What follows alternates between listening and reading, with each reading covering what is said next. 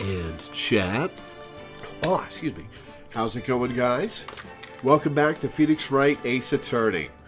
We are in the second trial day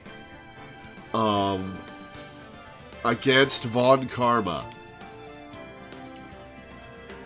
And a reminder, well, I did play this game up through the end of the Von Karma chapter like 15 years ago. It was like 15 years ago, and I don't remember anything in between the start of the Von Karma chapter and the end where you find out Von Karma is the murderer.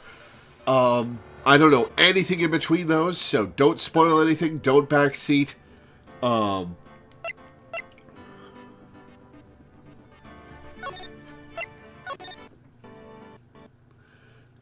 And yeah. December 27th, 10 a.m., District Court, Courtroom number 3.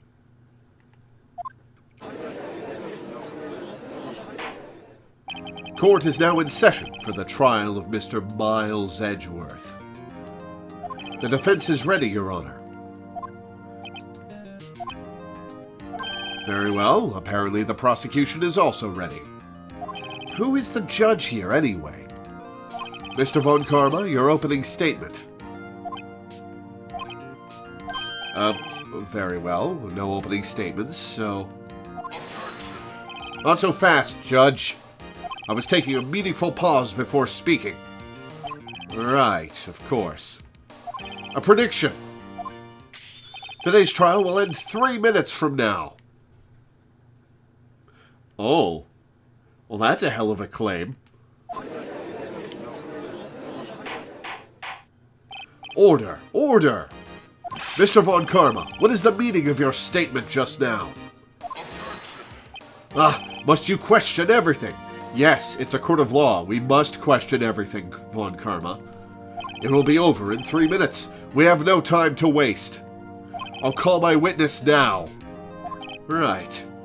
I call my witness, my decisive witness, to the stand. It's that mysterious boat shop owner. Yep, that's him. Witness, state your profession. Hey, Alana. Oh. Well, I hope your mom gets better.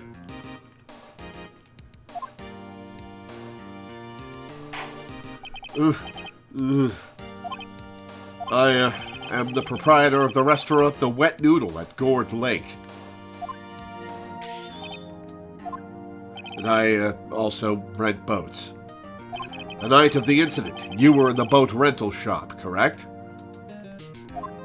Yep, I was. Please testify. Wait a second. We still haven't heard who this old guy is.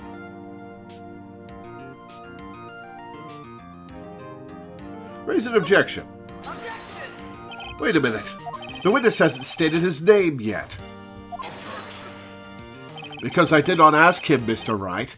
I have predicted this trial will end in 3 minutes. Stop asking trivial questions and cooperate. No? Yeah, right. The witness will state his name.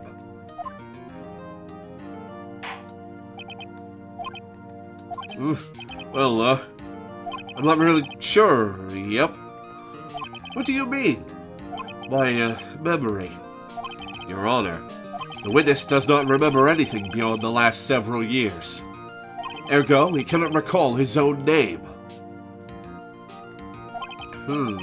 He can't recall, you say? Well, he's a shit witness, then. Yes, but the incident in question took place 3 days ago. He can testify. Very well. Let's hear his testimony then, shall we? Witness? The night of the murder. It was the night of the 24th, just after midnight, yep. I was in the restaurant, where I, rent boats, as usual. Then I heard a bang.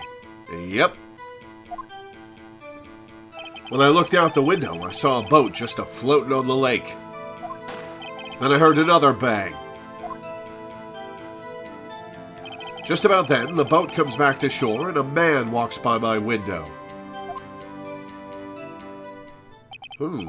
Very well. I'd like to begin the cross-examination. Oh, shut up, Von Karma. There is nothing to question in my witness's testimony. Ergo, no need for cross-examination. Von Karma is actually kind of a shit lawyer. Right? Like, he wins by just bowling over the judge. He isn't actually a good lawyer. Edgeworth is better than him. Besides, there are only 10 seconds left before our 3 minutes are up. Judge, your verdict, now. Yes. Mr. Wright? I will cross-examine. What are you saying? Of course I'll cross-examine the witness. Very well, you may begin. Fuck off, Karma. Excuse me? Mr. Von Karma? 3 minutes just passed. I see. Well then, let's just take our time. You may cross-examine the witness. I will cross-examine with a twin bird salute. The night of the murder. It was the night of the 24th, just after midnight, yep.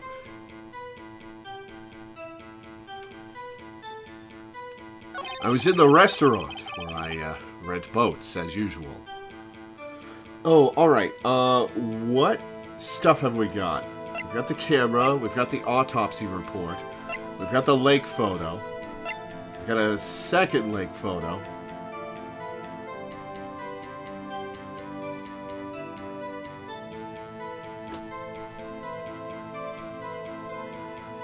There's a bang at 12:24 at 11:50.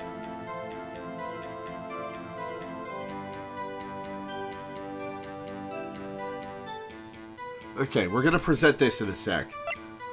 Misty face photo, Gordy article, overhead map, pistol bullet, pistol. Lotta's deposition, 2 sounds like gunshots just after midnight on 12:25. Metal detector. Cross-examine the parrot. Final DL6 incident photograph of the scene of the DL6 murder. Then I heard a bang. Yep. When I looked out the window, I saw a boat just a-floating on the lake.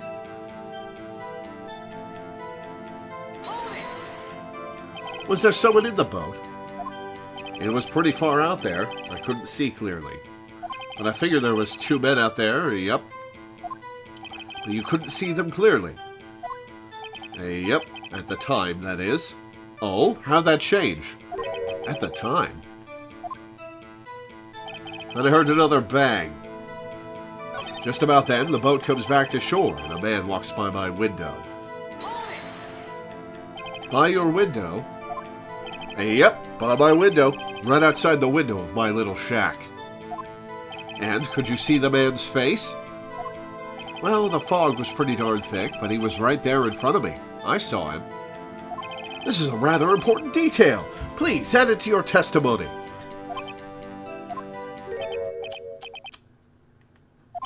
I have a bad feeling about this. That man was the defendant. He was saying, I can't believe he's dead. Are you sure? Uh-oh. Dad! Dead certain, Keith. He said, I can't believe he's dead, as he was walking by, too. Witness, are you sure that the person you saw was Miles Edgeworth? It was him, that Edgeworth boy. Oh, uh-oh. This sounds like decisive evidence indeed. I see no room for doubt. Von Karma. He lured me into cross-examining so he could set me up for a fall. Nick, I don't like the way things are going here. Everyone in the courtroom is glaring at us. I better act quick or this trial is going to be over. Raise an objection. Your Honor, we proved in yesterday's trial that it could not have been Edgeworth who fired that gun. Mr. Wright, are you referring to the fingerprints from Edgeworth's right hand found on the gun and the photograph showing a man firing with his left hand? Yes, exactly. Exactly. That is easily explainable. He could have wiped his prints after he fired. Well, how would the prints have been on the gun then? You are ignoring the truth of the matter here. Everything in this witness's testimony is true. The judge is lost in thought. What should I do? I'll raise an objection. Your Honor, this witness claims that Edgeworth said, "I can't believe he's dead." But his word is all we have. If he were telling a lie... Mr. Wright, in a court of law, the evidence tells all. Apparently, you have yet to realize even this basic fact. If you say his testimony is a lie, show us the proof. Nick, do we have evidence? Let's see. Okay.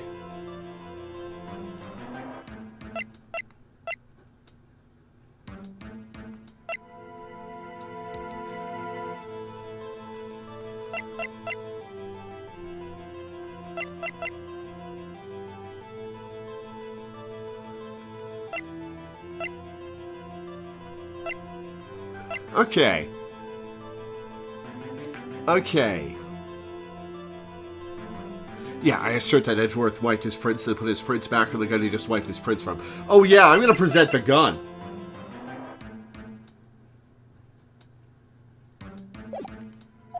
It's no good. There's nothing I can do. Are you sure?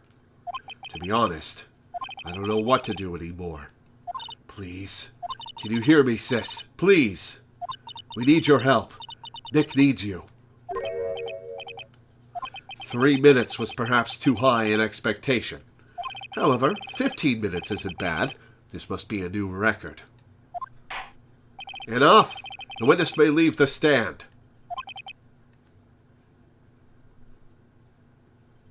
This court sees no reason to further prolong the trial. Nor is there any need for more time to decide the case against the defendant. This case is extremely clear. I see no room for misinterpretation of the facts. What? No. This court finds the defendant, Mr. Miles Edgeworth. The accused will surrender to the court immediately. Wait, hang on. To be held pending trial at a higher court within a month from today's date. That is all. This court is adjourned. What? Oh, okay, good. Wait! Who was that just now? Me! Huh? What? Larry? How'd you get here? What are you doing here? Listen, you gotta listen to me. I was there in the park the night of the murder. I wasn't sure about it until just yesterday. But today I remembered it. Remembered what? The gunshot. I heard it too. The unlikeliest of heroes, yeah. Nobody called him as a witness, though. Order! What is the meaning of this? The verdict has been decided. I call for adjournment. One moment, Mr. Von Karma. So, you say you heard a gunshot? Yeah, I did. A gunshot, that night. I was sitting here in the audience, listening to the testimony. Then I realized something he said was different from what I remember. Anyhow, I can't just sit here and let you call Edgy a murderer. It's just not right. I'll testify. Let me testify.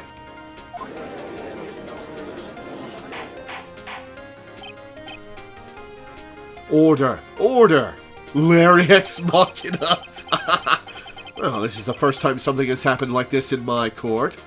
I'm not quite sure how to proceed. Judge, you've already given your decision. The trial is over. Nick, this is it. Larry's given us one final chance at this. She's right. If only it wasn't Larry. He could make things even worse. Mr. Edgeworth was just declared guilty, Nick. It doesn't get any worse. She's got a point, Phoenix. You're right. Okay. Your Honor, if there is another witness, it is our duty to hear him speak. Right here. Right now. A waste of time. The verdict cannot be overturned. Allow me to speak my opinion. In all court proceedings, it is our duty to prevent an inaccurate verdict. In order to make sure no mistake has been made, every witness should be heard. What is this? He's not taking your shit, Von Karma. I withdraw my previous verdict of guilty. Hell yes. Mr. Von Karma, I order you to call this new witness to testify. Now. Hell yeah. What? The court will adjourn for a 5-minute recess. After that, we will hear this new witness. Court is adjourned.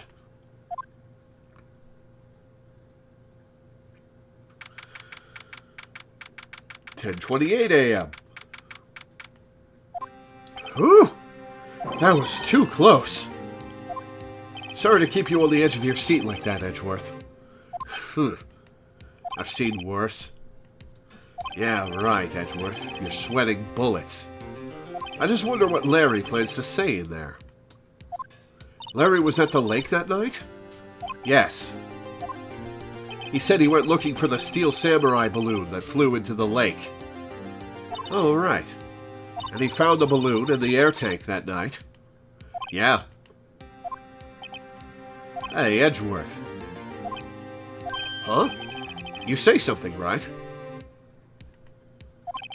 Yeah, a lot of things. You seem out of it. What's wrong? A lot is wrong, Phoenix. It's nothing. Mr. Edgeworth, there's something I've been meaning to ask you. What's that? Why are your fingerprints on the murder weapon? Oh.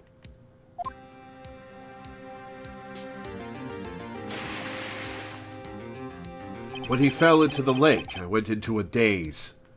I couldn't understand what had happened. I couldn't think straight. Then I saw the pistol lying on the floor of the boat in front of me. I picked it up without thinking. I didn't have a reason, really. I see. Right. Yeah? This might be our chance. Our chance? Von Karma has only ever run perfect trials. Perfect trials? Perfectly prepared witnesses. Perfectly complete evidence. That's the secret to his success. This is the first time he's ever had to deal with something unexpected. He has to let someone he hasn't even talked to testify before the court. And that someone is Larry. What are you getting at? It's likely his testimony will be full of holes, right? That's right, Nick. No 10-minute trial this time. We'll milk this one for all it's worth. Hey, it was 15 minutes. 15! Everything's on Larry now.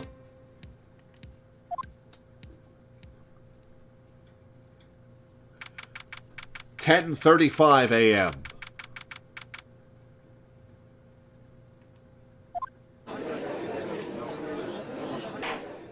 Court is now back in session. Witness, please testify to the court about everything that you saw on the night of December 24th. Right. Leave it to me. Please, Larry, don't mess this one up. I hate to admit it, but you're our last chance.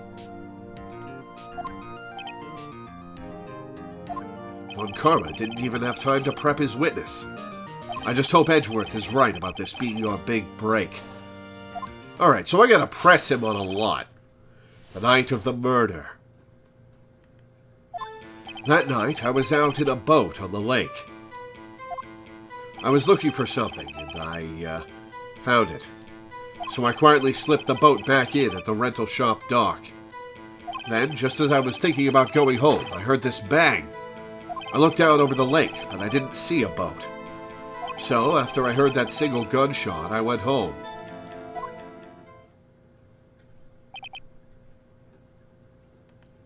That was an unusually vague testimony, even for this court.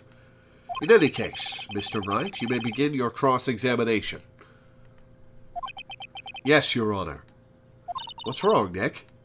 It's Larry. I have no idea what he's going to say if I press him. I'm a little scared. Well, we've come this far. There's no way to go but forward, Nick. We are going to save in case pressing him gets us killed. Night, I was out in a boat on the lake. Options. Save.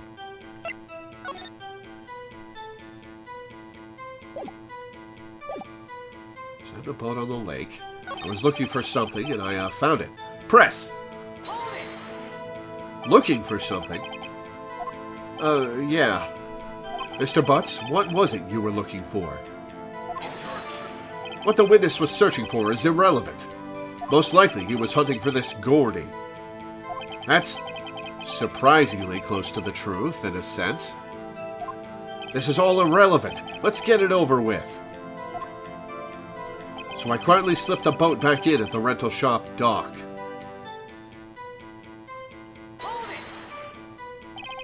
Around what time was that? Well, let's see. I figure I was out searching for about an hour. I guess it was around 12 o'clock. Yeah. You're not sure? Hey, don't give me that face. I'm not some sort of human sundial, okay? I cannot gauge time without looking at a clock. Like, I can't count seconds. Minutes are much longer than it feels like. I never know what hour of the day it is unless I look at a clock. I'm a bad judge of time, so I feel you, Larry. People use watches these days, Larry. Then, just as I was thinking about going home, I heard this bang. Where did the sound come from? Yeah, well, I wasn't too sure about that. I looked around, you know. Did you look at the lake? Yeah, I looked. I looked out over the lake, but I didn't see a boat.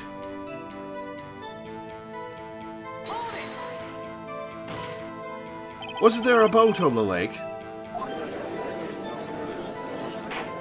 Order! Order! Well, Mr. Butts. Oh, whoa. Everybody just calm down, okay? I mean, it was real foggy that night. I'm not sure whether there was a boat out there or not. Oh, okay, no problem. That's just the most important part of this case. Huh. So after I heard that single gunshot, I went home. Alright, single gunshot.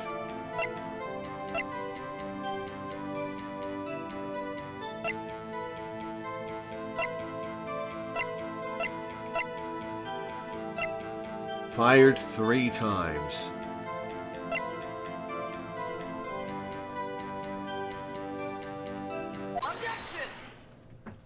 Wait a sec, Larry.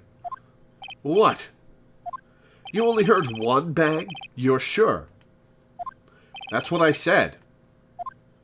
But Miss Loreweaver testified yesterday that she heard 2 bangs. And the old man just now said the same thing. They both heard 2 gunshots that night. Huh? Were you even listening? Were you paying attention at all to what they said? No, Nick, please. Huh? You know, something's been bothering me. I'm a witness, see? I'm like a customer here. So you got to treat me nice and stuff, okay? Mr. Butts. What? You only heard 1 gunshot. Are you sure? Well, to tell you the truth, I'm not sure. Huh? Not sure? How could you not be sure? Yeah, well, I might have missed the other gunshot. I was, listening to something else. Something else? My radio, dude, with my headphones. What? Order, order, and stop that booing. Mr. Butts, you were listening to the radio with your headphones. Yeah, so what? That a crime? I listen to my radio. Everybody listens to the radio. What's the big deal? Mr. Von Karma, your opinion? Waste of time. I do not accept this witness, nor his shoddy testimony. Well, Mr. Wright, should he continue the testimony?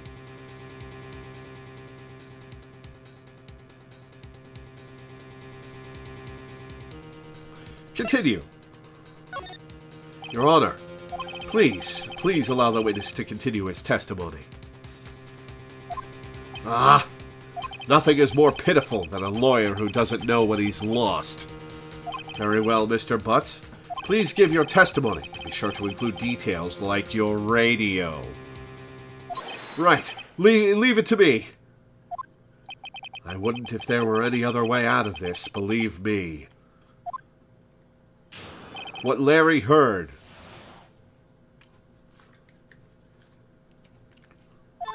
It's lonely being alone on Christmas Eve. That's why I was listening to an all-request show on the radio, see? I was listening to it real booming loud like. But I'm sure I heard that gunshot. I remember exactly what the DJ was saying when I heard it too. Oh? Is this where Almost Christmas comes in? You were listening to your radio at a high volume. Yeah, what's the big problem? Can't a man listen to his radio in peace? Isn't this a free country? I truly believe Larry has no idea what the problem here is. Judge, can you believe a word this witness says? What he heard was probably nothing more than a drum beat from the radio. True enough, it is difficult to believe this testimony. Wait, Your Honor. The witness said he remembers exactly what the DJ said when he heard the gunshot. Excuse me? DJ? An announcer, the guy who says things on the radio. Anyway, what this means is, when he heard the sound, no music was playing. The DJ only talks between songs, so he could have heard that gunshot from the lake. I'd like to cross-examine the witness, Your Honor. Very well, Mr. Wright. I can't believe I'm continuing this charade.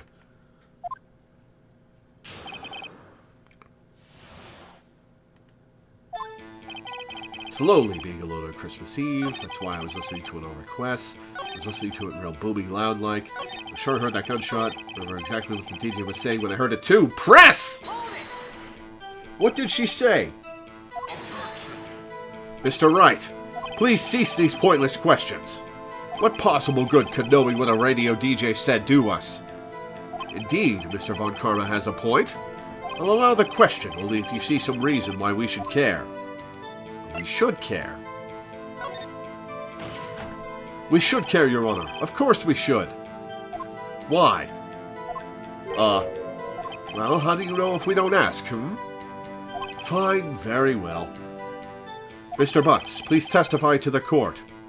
What was the radio announcer saying when you heard the gunshot? Just when she said, "Hey, it's almost Christmas," I heard the gunshot.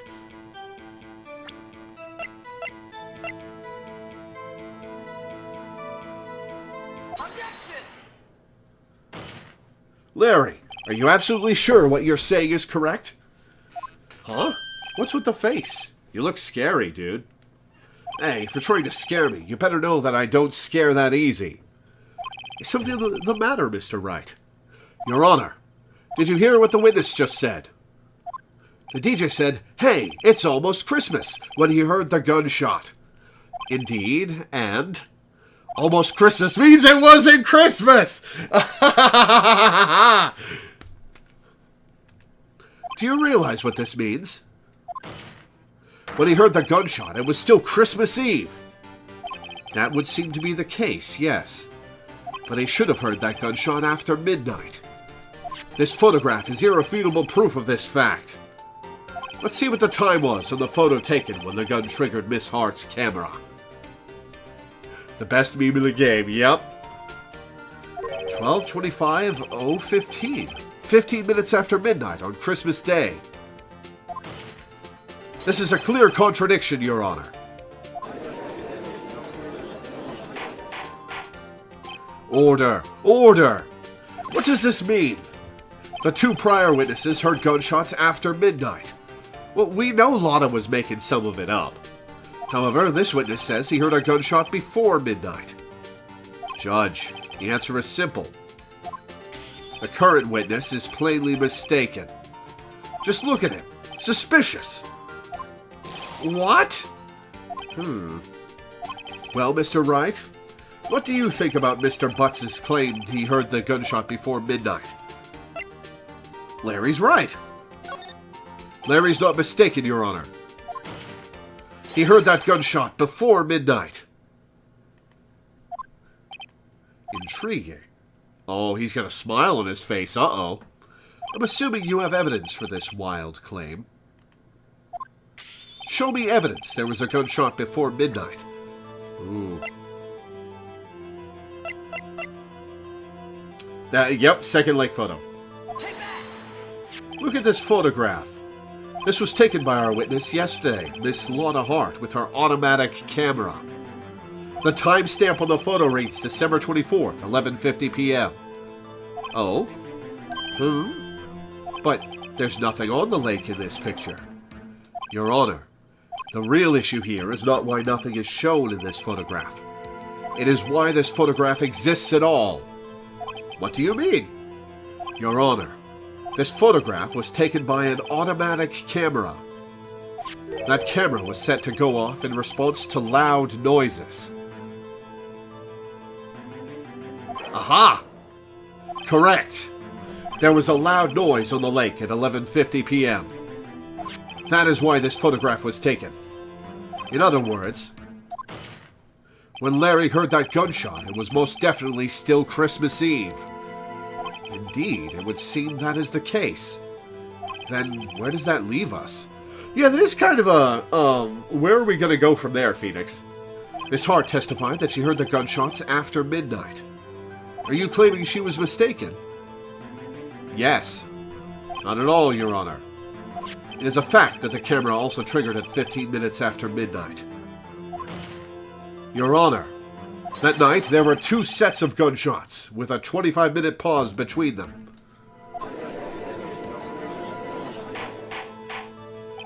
Why would this be?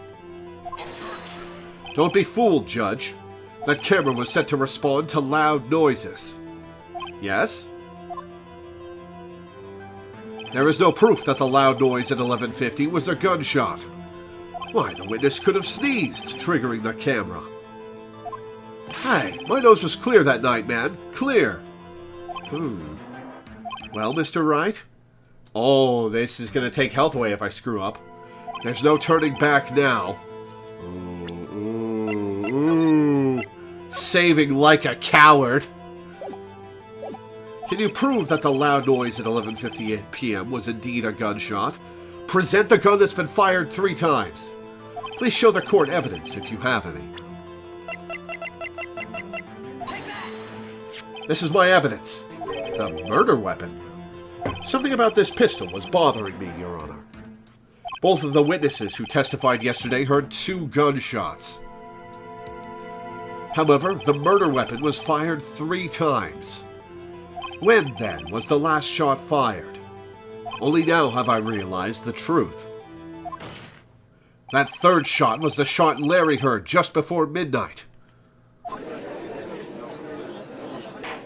Order! Order! That would make sense of the evidence we've seen so far. However, this leaves me wondering exactly what did happen that night on the lake. Exactly! If this is true, there were 2 sets of gunshots, separated by 25 minutes. One at 11:50, another at 15 minutes after midnight. Why, I ask you? Why? Uh-oh, I better think of something quick. Wait a second. Gunshots separated by 25 minutes? Ah. What's wrong, Nick? I have it! I have it! Huh? Remember the case with the Steel Samurai? Huh? Yeah, of course I remember. The murderer in this case had the same idea as the murderer in that case. What do you mean? Maya. Yes? If we don't figure this out now, we'll never overturn Edgeworth's guilty verdict. I've got a hunch, and I'm going to run with it. Right. I mean, is this safe? Safe? We've already gotten a guilty verdict. We have nothing to lose. You just watch and let me know if I say anything that sounds fishy, okay? Right, Nick. Your Honor. Yes, Mr. Wright? The testimony just now has cleared up this entire case. What do you mean, Mr. Wright? So, you finally realized the truth? There could be no other murderer here than Miles Edgeworth himself. Wrong, Von Karma. A man was shot that night, but it wasn't Edgeworth who did the shooting. Listen, rookie. Take a deep breath and consider the facts. At the time of the murder, one boat was on that lake. This was shown by the witness's photograph. The defendant, Edgeworth, and the victim, Robert Hammond, were on that boat.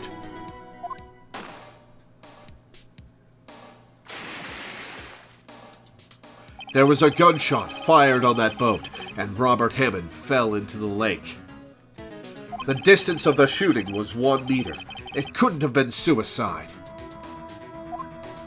Well, the guilty party has to be the other man on that boat. I admit, it is hard to imagine any other possibility.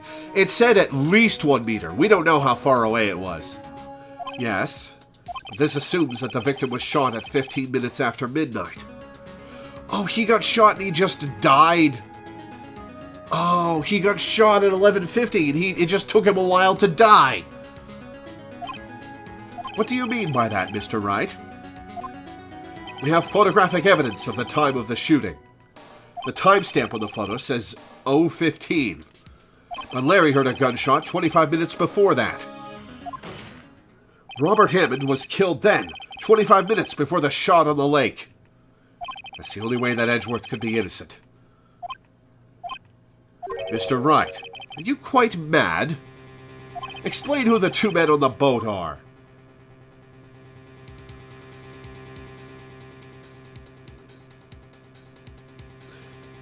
Edgeworth and the murderer. Right? Yes, Edgeworth and the murderer. Of course, it was Edgeworth and the murderer. After the murderer killed Robert Hammond at 11:50, he assumed the guise of Mr. Hammond and met Edgeworth. What? Are you serious? Yes. Edgeworth won't tell us why he went to the lake that night. However, I have a hunch. That night, Robert Hammond called Edgeworth to the lake. Now, Edgeworth didn't know Robert Hammond's face that well. That's why he didn't suspect anything when the murderer took Robert Hammond's place. I'm not sure what to make of all this. Ludicrous! Oh, we've caught you now, Karma. Mr. Wright, tell us the name of the murderer then. The murderer's name? Right, it's... Well, the answer is I don't know. Actually, I don't know the murderer's name. You don't know? Ah, again, you waste my time. I don't know because he never told us. The murderer is the caretaker of the boat shop, that old man. No, it's not. At 11:50, he was the one who killed Robert Hammond. The caretaker of the boat shop? Where did he do this? There weren't any boats on the lake then. Why would he have to go all the way out on the lake just to shoot someone? May I suggest that the real scene of this crime was not on a boat? What? Well then, where did the murder take place? Show the judge where the murder really took place. Oh, balls. Oh, balls.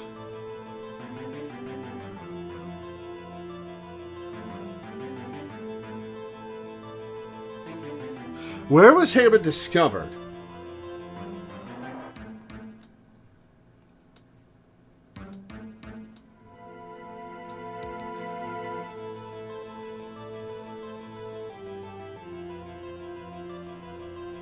Huh.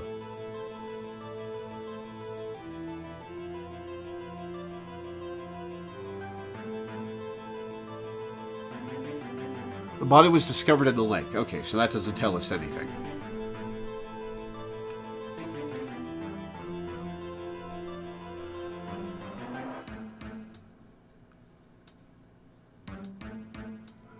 Okay.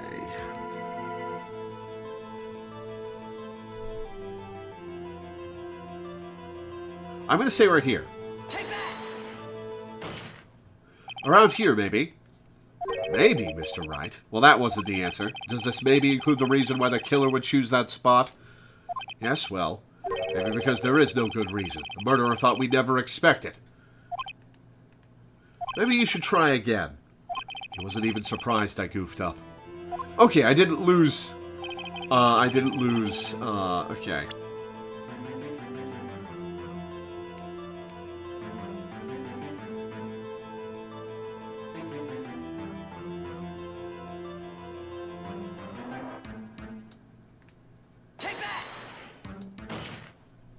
Oh, damn it.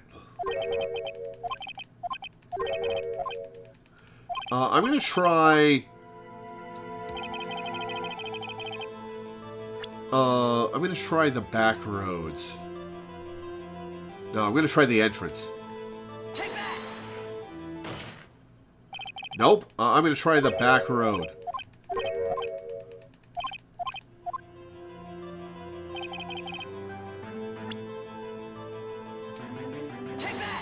Aha! The finger turned yet.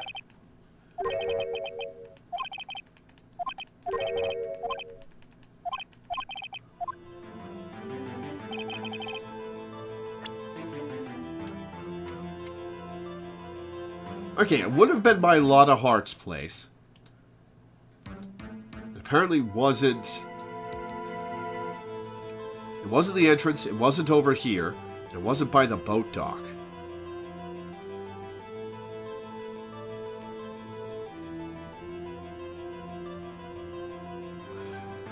Right, did I choose the boat dock?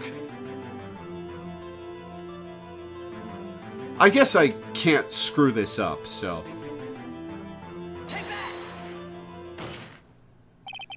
Okay.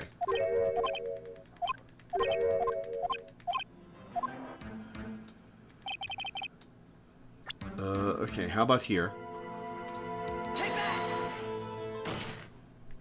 No, okay. Did I select the entrance?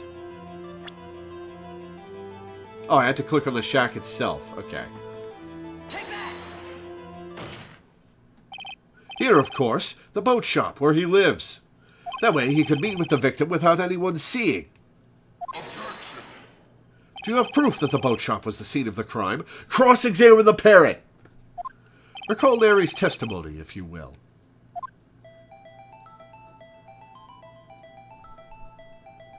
That night, he was out on the lake in a boat, searching for something. He finds it and returns the boat. Then, just as he's starting to head for home, he hears a gunshot. He heard a gunshot, Your Honor, even though he was wearing headphones at the time. In other words, the gunshot was very, very close by. And where would that be if he had just returned a boat? The boat shop. Mr. Wright, what happened that night on Gourd Lake? Please tell the court from the beginning. Yes, Your Honor. Nick, are you sure about this? Not really. But I think if I start at the very beginning, and I take it slow, I might just be able to figure this out. That night, the caretaker of the boat shop called Robert Hammond to his shop. We've got the cross-examination music because Phoenix is cross-examining himself.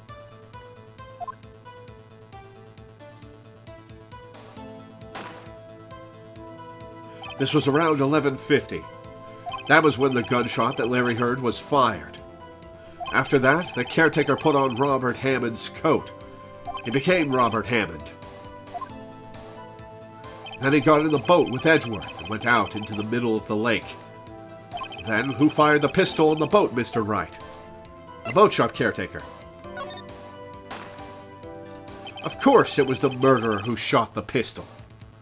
He shot twice. Both missed Edgeworth on purpose. Wait a minute. Yes? Why would he shoot twice if he didn't mean to hit anyone? Details. Know this, Mr. Wright. The moment you run out of explanations is the moment you lose. Tell us why the murderer had to fire twice. To create a witness. I believe he shot twice to create a witness, Your Honor. Create a witness? The murderer lifts his pistol and fires one shot. That ensures that anyone who heard the shot would look at the lake. Indeed, Miss Hart did exactly that after hearing the first gunshot. Next, the murderer waits a bit and he fires again. Then, the murderer jumps from the boat himself, leaving the pistol in the boat behind him. I see. To someone looking from the edge of the lake, it would appear that one of the men on the boat had shot the other. The murderer didn't know about the automatic camera, of course. That's why he shot twice, to draw attention to the boat. Once you realize that, everything else falls into place. The boat shop caretaker swam back to his shop. Then he put Mr. Hammond's wet coat back on the body and threw the body into the lake. This is what happened, Your Honor. These are the events that transpired that night on Gourd Lake. Karma knows this isn't true. Bailiff, bring out the witness from before. The boat shop caretaker, quickly.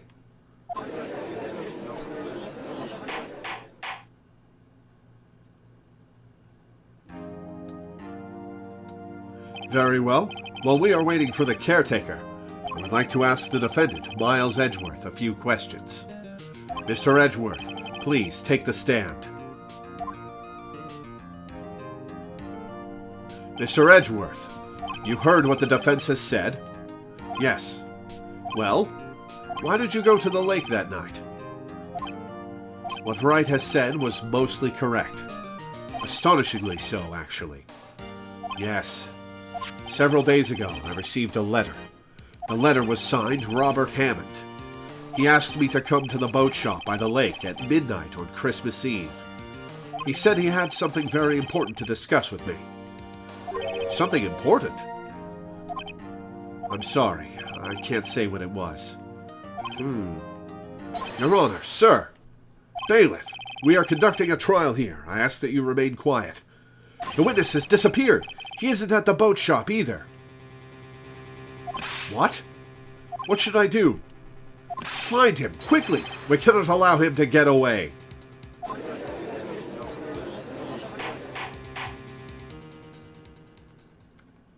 Interesting. Mr. Von Karma, your witness has disappeared. A search warrant has already been issued. It goes without saying that I cannot declare a verdict under these circumstances. I will extend the trial until tomorrow, the final day allowed. I request that the police department utilize all its forces to find that witness. Am I understood? Oh man, I didn't screw up once. I screwed up picking the location, but I didn't screw up once when it mattered. Am I understood? One more thing. Just who is that boat shop caretaker? I think his identity has become very important to this trial. I want him, and I want to know who he is.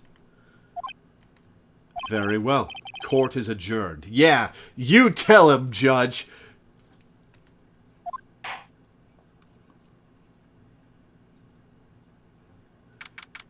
Oh, 1:22 p.m. Yay, Nick, you did it! Yeah. Well, at least we got out from under that guilty verdict. And what about Larry? That was something else. Even Von Karma didn't know what to do with his testimony. Yeah, he tried to just shut it down. Larry really helped us out. Sure, once I sifted through his unique testimony. Still, he did save us. I just wish our cases weren't so down to the wire all the time. I know what you mean. Sometimes I feel like it's us on trial instead of our clients. Man, if Phoenix doesn't get 1 million clients from beating the invincible Von Karma, though there's no justice in the world. Hey, Edgeworth. Mr. Edgeworth? Did you say something? Don't look so pained. I mean, it looks like you're probably going to get off the hook. You could try to smile just a little. Relax. I'm sorry, but I fear it's not over for me yet. What do you mean? Right. There's something that's been troubling me for a long time now. And I don't know whether or not to tell you. I'm your lawyer. Tell me everything. Edgeworth? No, there's so little time left. I want to tell you, to get it off my chest, but... I can't make up my mind. What is this about, Edgeworth? It's a nightmare I've had. A memory of a crime that I committed. A crime you committed? A memory of a murder. To be continued.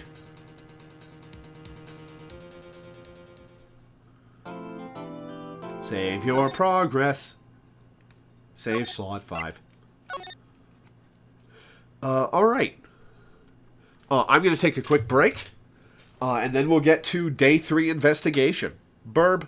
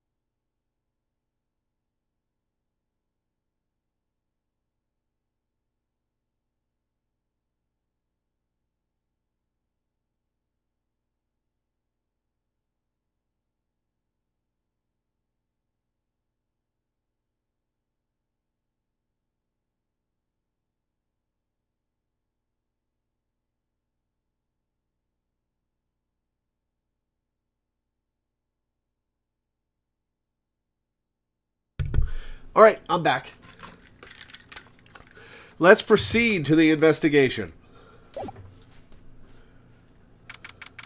December 27th, 2:11 p.m. Wright and Company Law Offices. What was Mr. Edgeworth talking about? A memory of a crime that I committed. A memory of murder. Do you really think Mr. Edgeworth killed... I don't believe it. Not Edgeworth. Some painful memory has been troubling him recently. But he'd never take someone's life. Never. Nick. Yo, how's everyone doing? What do you think of my performance today? I had him swooning in the aisles. Huh, Maya? Oh shit, was he lying? Swooning? Me? Oh yes, I do remember feeling faint. Right on. Tell me the truth. It was like love at first sight, right? Right, Nick? Huh? Me? Well, maybe my heart skipped a beat or two. I think you can do better than that. Come on, I saved Edgeworth in there, dude. Edgy. You guys should be bowing before me. Yeah, bow before your hero.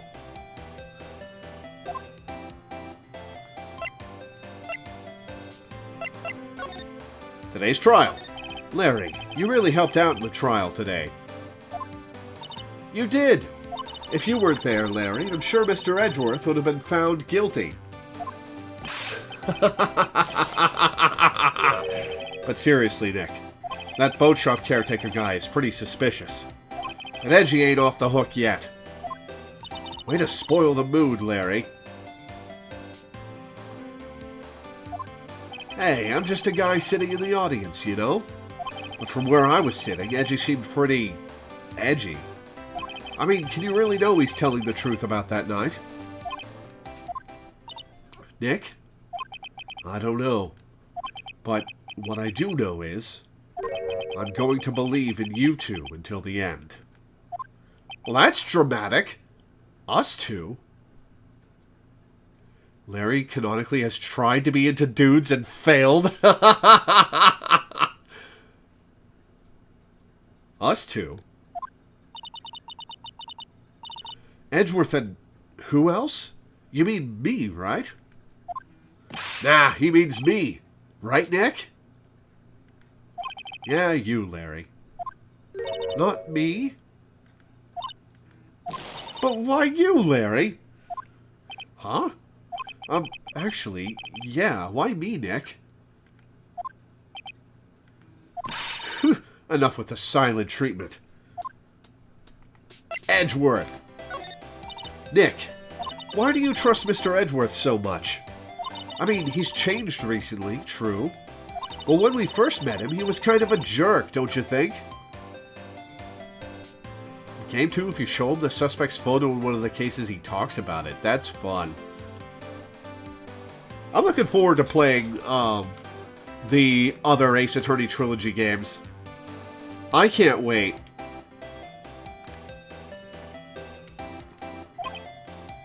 You didn't know it back then. Back when he wanted to become a defense attorney. Wait, was that when you two were classmates? Yes, in grade school. Oh, here's a new music track. They saved me. Miles and Larry. They saved me and I'll never forget it. That's why I became a defense attorney, you know. What? Hey, Larry, what's he talking about? Huh? Sorry, I kind of forgot. Phew. Okay, Nick, out with it. I'm going to hear this story today, and that's final. Okay. It's kind of a long story, so hang in there. It was the very end of 3rd grade. I was on trial, a class trial. A class trial? The class trial. You remember, Larry? Spring, end of 3rd grade? A kid in our class got his lunch money stolen. Lunch money? Do you feel like you owe Larry and Edgeworth your life over getting saved from a lunch money conviction? Our school was really small. Every month, kids would bring in an envelope with money for lunch from home. Huh, I see. Anyway, this kid's envelope disappeared, with $38 still inside.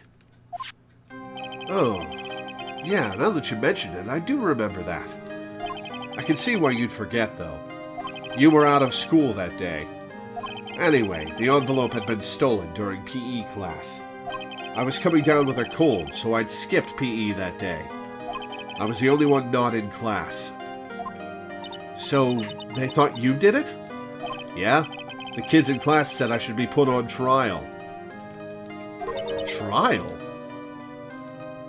So the next day we held a classroom trial with me as the defendant. He's always had the spiky hair. I didn't do it. Guilty. He did it. Guilty. It was you. Thief. Give the money back. You're such a meanie. No one play with him. Just admit you did it. You can't hide the truth. Tell us the truth. We're not going to play with you anymore. Yeah, no borrowing my eraser. He shouldn't be allowed in the relay race or in the library committee. Give me back my 50 cents I loaned you. Hey, did you rob that bank the other day? Now, Phoenix, you know you shouldn't steal people's money. It's not right. In the end, even the teacher thought I'd done it. Go over and apologize, Phoenix. I didn't know what was happening.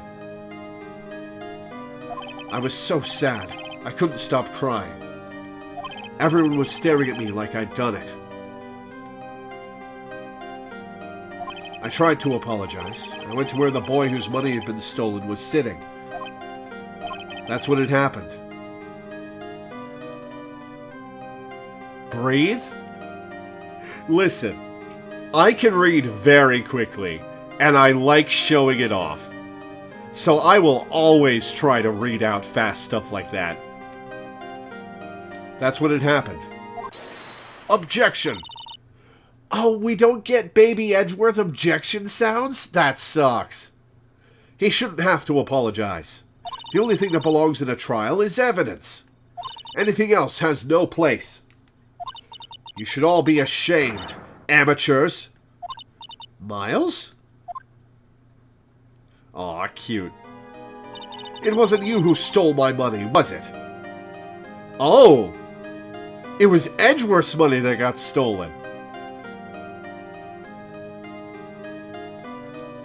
No. Then you shouldn't apologize. Everyone's been shouting you did it, but no one has any proof. That is why, Your Honor, this boy is innocent. This incident is based on something that happened to the game's creator, IRL. Huh.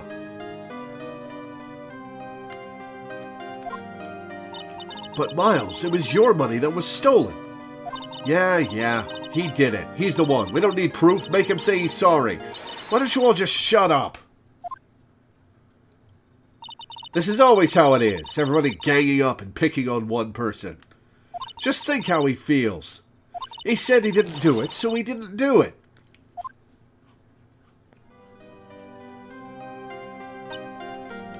Very well. I will replace the money myself. This class trial is over. What if Larry's the one who took it? Hey, Sandals. Yeah, this is Phoenix Wright Ace Attorney Trilogy. Which is... I'm playing on Switch, but it's on Steam and PlayStation and Xbox. It's $30. Highly recommend. It's $30 for this game alone would be worthwhile, but it's all three. This class trial is over. That's how it happened. After that, the three of us were the best of friends. Wow, I had no idea. Yeah, I had no idea either. I mean, I forgot. That's when I learned what it meant to be alone. Totally alone, without a friend in the world.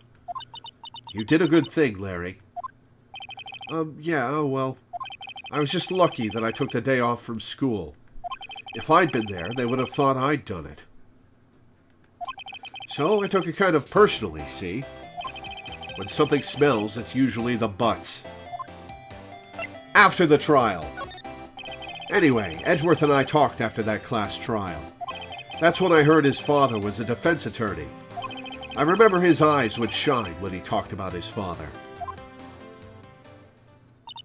I'm going to become a defense attorney, just like my father. A famous defense attorney. Well, how'd that work out for you? So, there's an Edgeworth game. Is he a prosecutor in that game or a defense attorney?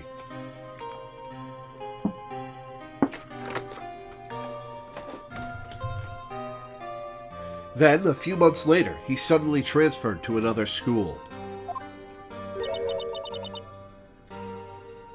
Neither? He is a prosecutor, but it isn't in a court.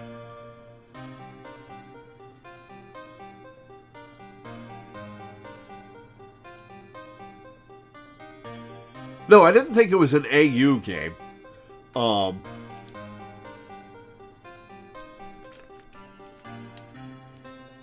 The DL6 incident. Right. I'm not sure, but the transfer probably had to do with his father's death. That's so sad. It was several years later when I heard Edgeworth's name again.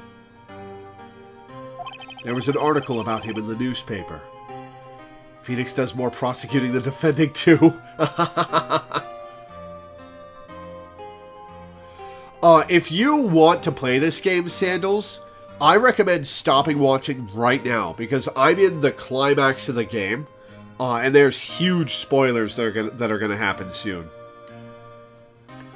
Not to say don't watch my content, but if you want to avoid spoilers, you should duck out right now.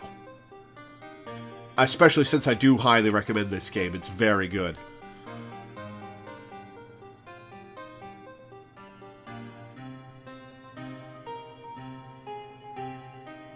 There was an article about him in the newspaper. The headline was something like, "Dark Suspicions of a Demon Attorney." Fabricating evidence, manipulating testimonies, covering up facts.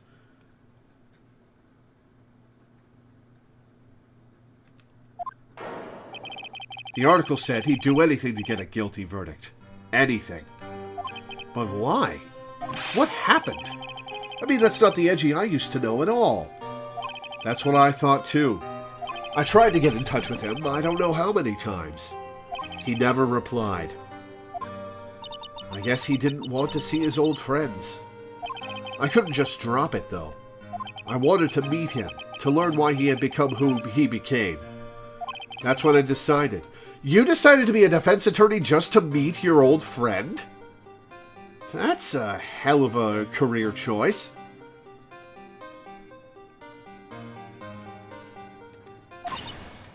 Wait, you don't mean...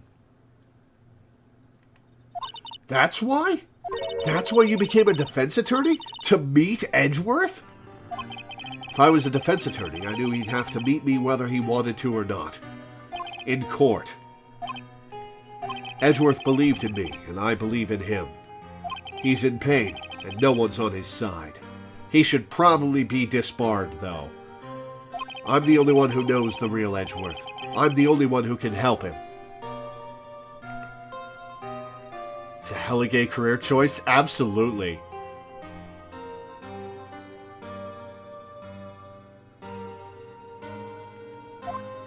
Whoa, Nick.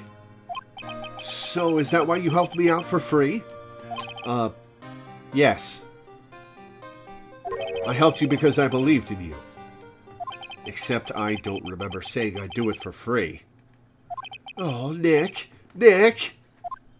Nick! We have to save Mr. Edgeworth if it's the last thing we do, okay? Right. It very well may be. First, there's that rental boat shop caretaker. We need to find out who or what he is. I'd settle for who. I guess I can clean out some of this evidence I no longer need. Okay, let's go. Alright, what's left?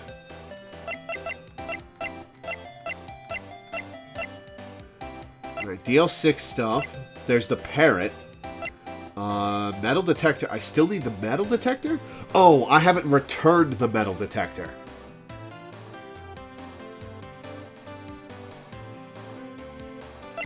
There's the pistol, there's the bullet, there's the overhead map. I don't need the blank photo anymore. There's Misty Faye's photo.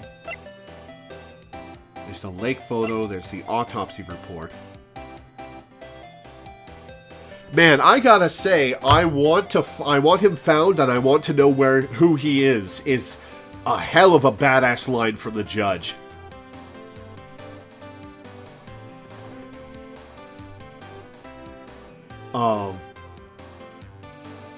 That was a really good moment, I gotta say. Okay, let's go.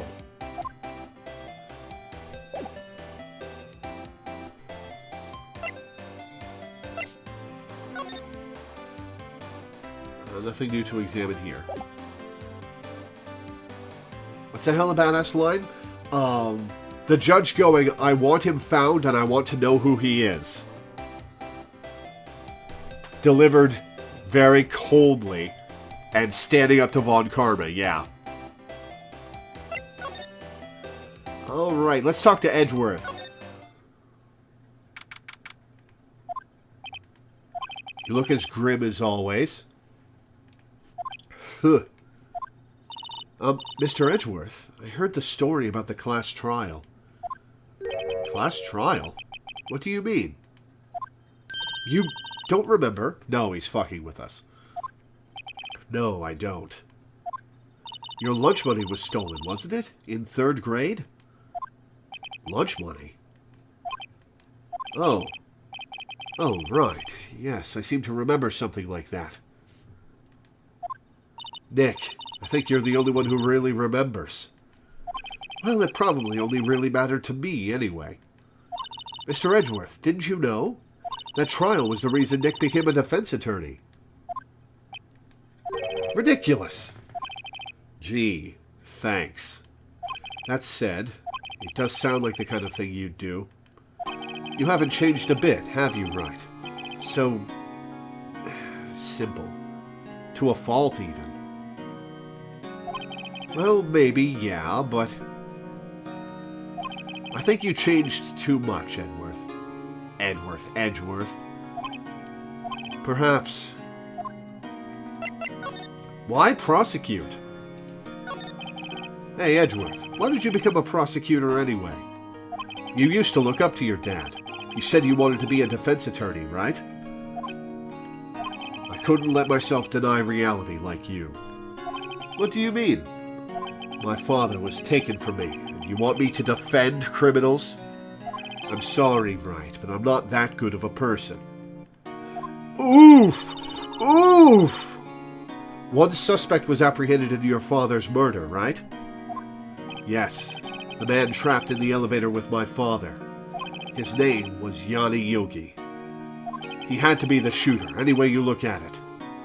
Yet, he was found innocent. That defense attorney got him off the hook.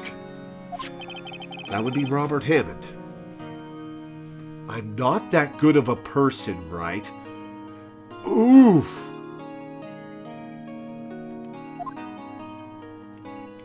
On that day, 15 years ago, the 3 of us were trapped in that elevator for 5 hours. When we were rescued, we all suffered oxygen deprivation. I had lost all memory of the murder. Lost your memory? Even now, I can't recall what happened in that elevator. That was the crux of Yogi's attorney's argument in court. He claimed Yanni Yogi had been not of sound mind due to the oxygen deprivation. Yogi was released due to a lack of evidence. Innocent. That's not how it works in this judge's court. That's when I changed my mind. I started to hate defense attorneys. Prosecutor Von Karma, What's your relationship with Von Karma? He's my teacher, and a man who deserves respect. Oh, buddy, it's gonna be hilarious to watch you get broken of that notion. I learned everything I know of courtroom techniques from him. So he's like my sister was to you, Nick. He is a perfectionist in all things. In court, in his personal life, he is obsessed with doing everything perfectly.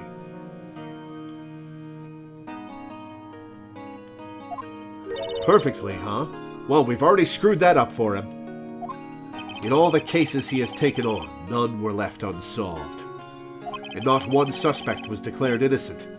Ever. But that's... I know. It's possible some of the suspects were indeed innocent. However, it is impossible for us to accurately determine that in every case. All Von Karma does is his job, to find the suspect guilty. Perfectly. Man, fuck that! In any case, it's nigh well impossible to find a weakness in him. Should a weakness appear, he would do everything in his power to make it go away. Edgeworth? If what you're saying is true, you're headed for a guilty sentence tomorrow. He's right! Now's no time to praise the enemy, Mr. Edgeworth. Ugh. It's a strange situation in which I find myself, I admit. No kidding.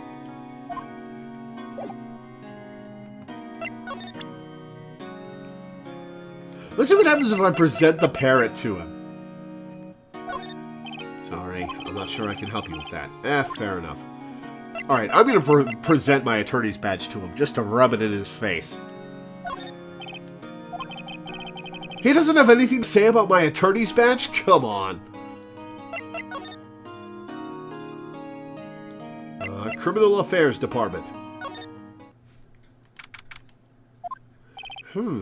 Looks like Detective Gumshoe hasn't gotten back yet.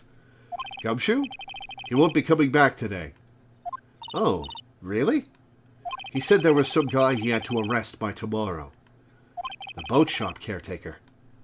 He shouted something about catching him if it's the last thing I do, pal. Good luck, Gumshoe.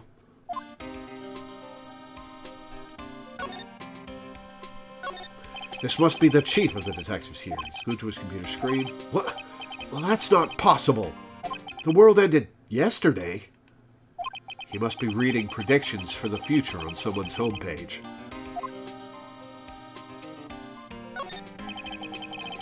That must be one of the detectives. He's mumbling something to himself. Please, think about what you're doing, Jolinda. Don't take my Tommy away from me. No! He must be doing image training for a nasty divorce argument. Uh-oh. Uh-oh. Okay. We'll move here, and then we'll go to the Grossberg Law offices. He's out. Again. When does he work, anyway?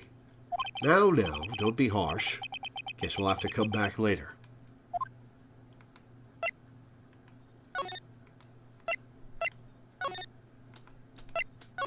Alright, to Gourd Lake.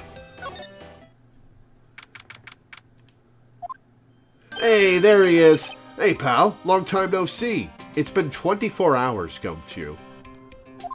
Oh, Detective Gumshoe. Close one today, eh? I got so worked up, I snapped my tie in half. How? It's soft cloth. Sorry about that. No problem, pal. Thanks to you, we now know who really did it. Do you mean the boat shop caretaker? Look, I'll make you a promise. I'll have that scoundrel in my custody by trial time tomorrow. Hell yeah. Come what may. It's my duty to you as a police officer.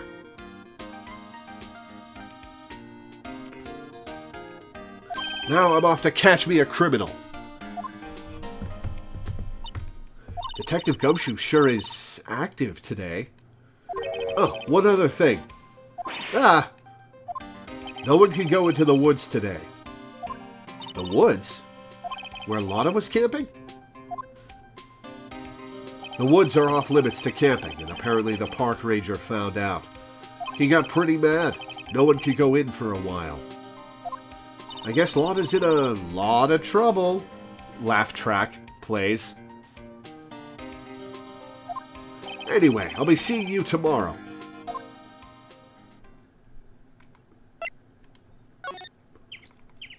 To the public beach. Huh? The steel eyesore is missing. Eyesore? Looks like the hot dog stand is closed too. I guess Larry's too busy worrying about Mr. Edgeworth to show up for work.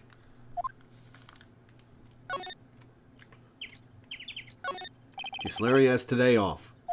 He was pretty happy about saving Mr. Edgeworth. True, we owe him big.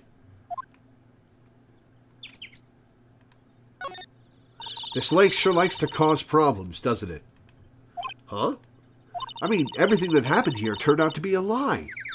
Gordy was a lie, and the charges against Mr. Edgeworth were all lies. I guess you're right. I mean, I'm glad the charges were all lies, but still. Trash can with no trash. At least the place is well maintained. Okay. To the boat rental shop.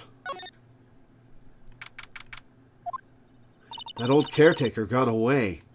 Yep. I never imagined he might be the real murderer. Ahem! I know that clearing of the throat anywhere. Grossberg, what are you doing here? Aha! Hello! What might you be doing here? Out for a walk, Ah, the days of my youth. Like the scent of fresh lemon, you see. Listen, I like the scent of fresh lemon, but is that really what youth smells like? What kind of youth did you have, Grossberg? Is that why your tie is yellow? Mr. Grossberg! This is no time for idle reminiscing. Mr. Edgeworth's trial ends tomorrow. That is true, yes. But from what I saw of today's trial, Edgeworth should be fine, right? Well, I'm not so sure about that. Oh, what do you mean by that? Well, I'm not sure. Oh, man. Grossberg believes that Phoenix can beat the invincible Von Karma.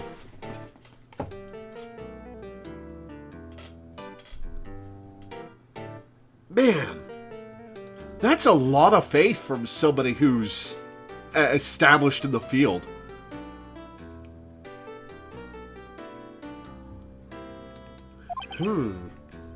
If you find anything out, come by my office at once. I may be able to offer you some assistance. Good to hear. Thanks. Bye. What do you think Mr. Grossberg was doing here anyway? Who knows? The boat rental shop. Doesn't look like anyone is around. The caretaker must have run for the hills, huh? Yeah, looks like it. He didn't seem like a bad person. Seems like he's got dementia is what he seems like. There are some boats floating at the dock.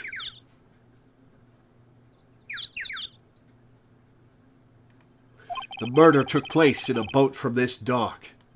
Apparently, the police took away the actual boat that was used that night. Indeed, there's a space for one more boat at the dock.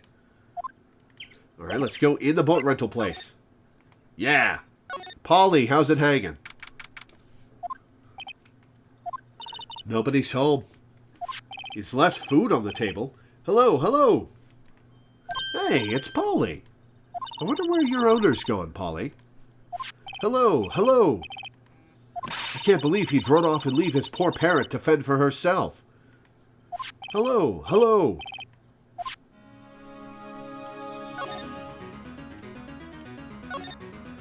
Maybe I should take care of Polly, Nick. You probably shouldn't just kidnap her. Also, do you know how to take care of a large bird? Our very first solo case, we took down Red White. That is actually a good point. That is actually a good point. Grossberg probably has a lot of faith in us after that.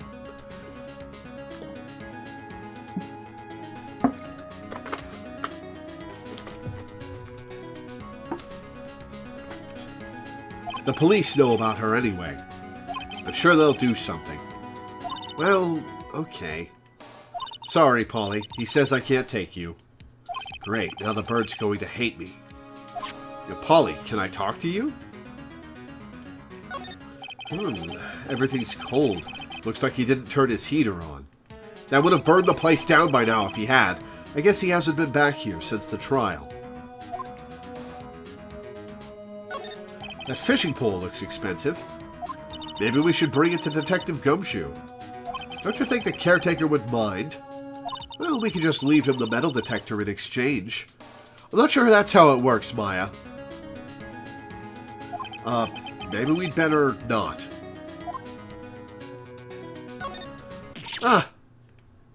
What's wrong? Huh? Oh, never mind. What? Tell me. Just when I saw the TV, I remembered. They're showing a Pink Princess special this week. I can see how she'd want to watch stuff about the character that was based on her. Oh man, this game was made in 2001.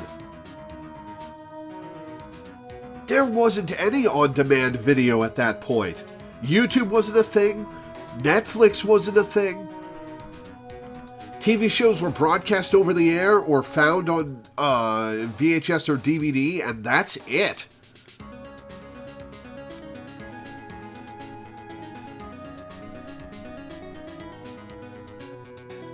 So she'd have to go out of her way and buy the Pink Princess videos instead of getting to watch it whenever she wants.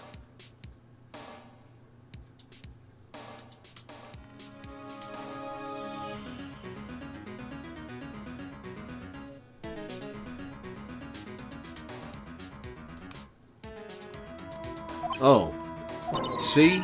That's why I didn't want to tell you.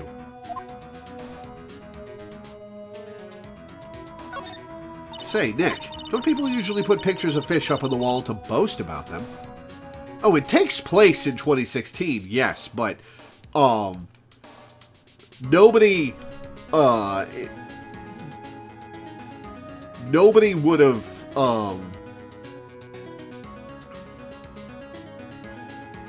it wasn't part of popular culture that things would turn out the way they have in the last 22 years.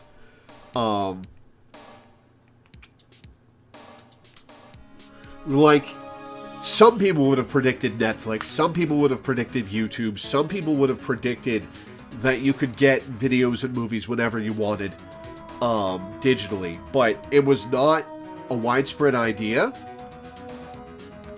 I think Netflix debuted mailing DVDs in like 2005. Actually, I'm going to look it up. First Netflix. Netflix was launched on January 16th, 2007.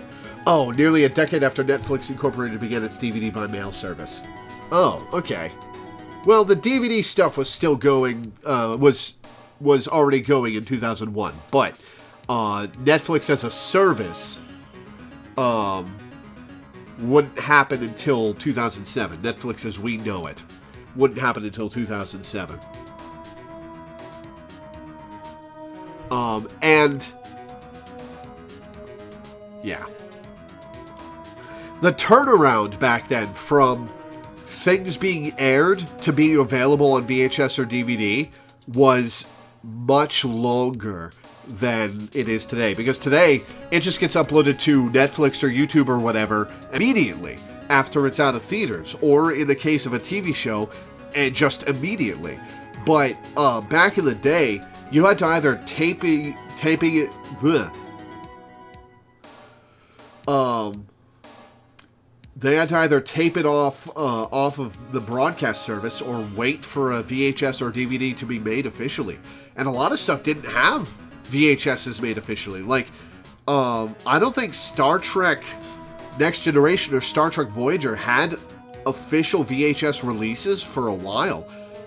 And even then, you could only fit a few episodes on a VHS tape, so it would cost a lot of money to get the whole series.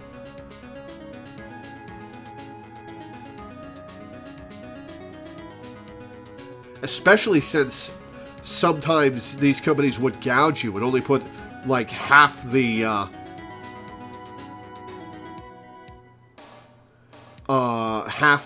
episodes that could fit on a tape on the tape.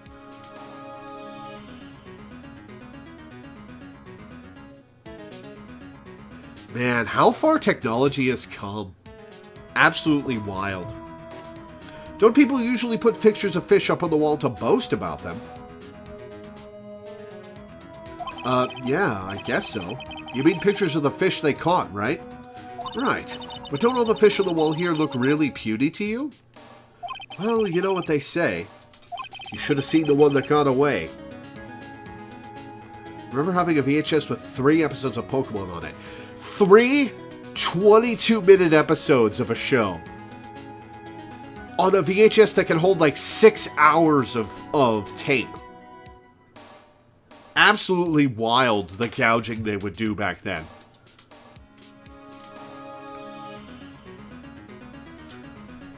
Except the one that got away from us was the caretaker, and we did see him.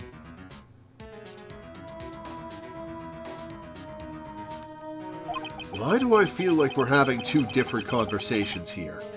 Burnable music CDs still have an artificial track limit, often around 20 to 30, despite having enough space for hundreds. I think that has to do with CD players and how they read discs. I think CD players only have the capacity to read. They don't have the capacity to read fine enough detail to fit hundreds of songs on a CD. I think that CDs had to be printed with 20 to 30 songs at max for CD players to read them back in the day.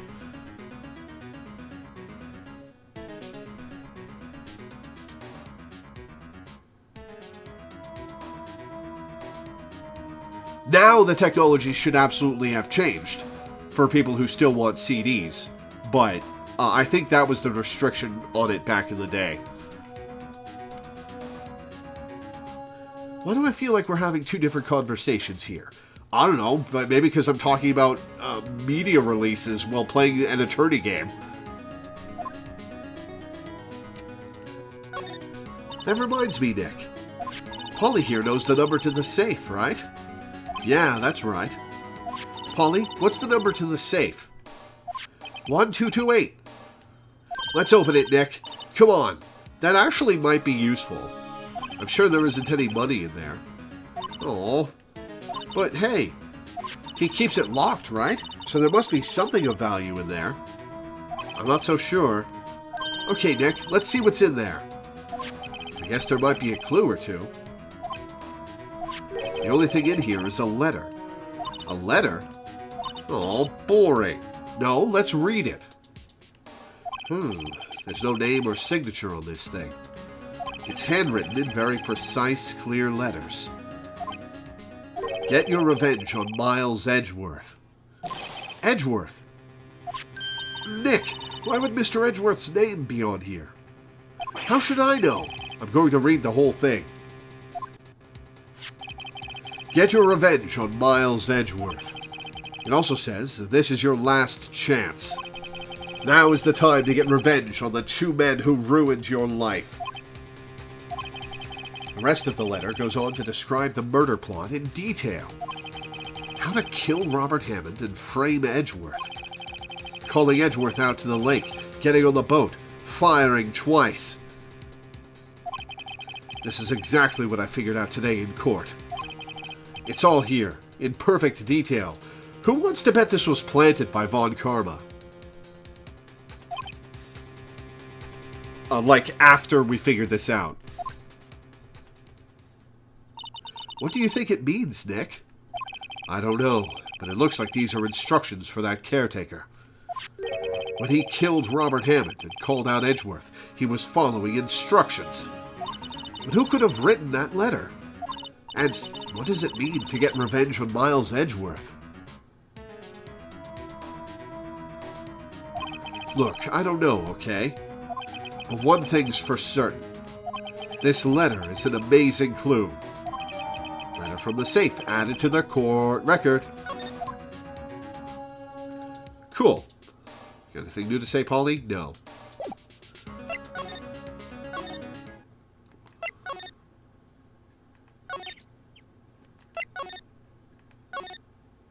Let's talk to Grossberg.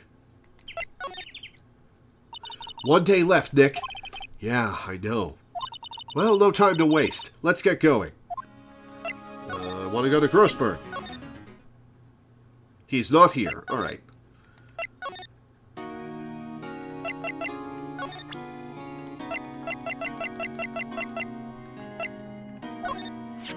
Edgeworth, see this letter? This came out of the safe in the shack where that boat rental caretaker lives. Do you recognize the handwriting? Oh, well, thanks for hanging out, Alana. I see. Revenge on me? Who is that old guy, anyway? I don't know. Could he be an innocent defendant you got declared guilty or something? Nice, right. But I don't remember that old man. Not at all. So, he was following this letter then? Which means there was someone else behind it.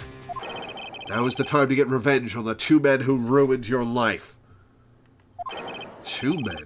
Meaning myself and Robert Hammond? Hammond defended this guy, though.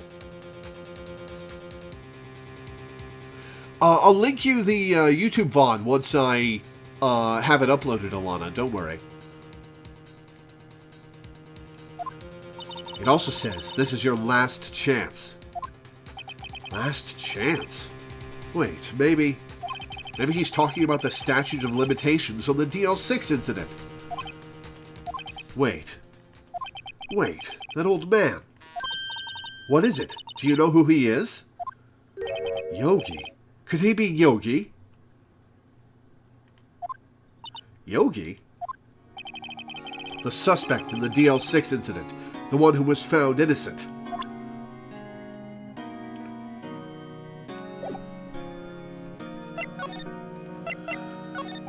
Yanni Yogi was a court bailiff at the time. We just happened to be in that elevator together 15 years ago.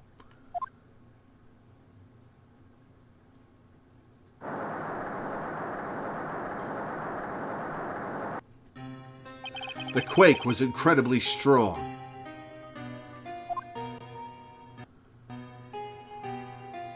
Before I knew it, everything was dark. We were there for so long, it felt like forever. The air thinned, and the darkness closed in on us in that little box. We became unsettled. Help! I can't breathe! Quiet! I said quiet! You're not making this any easier! I want to get out! Help! Get us out! You're using up valuable oxygen, Yanni. Don't shout. You'll just use up more oxygen. Yep.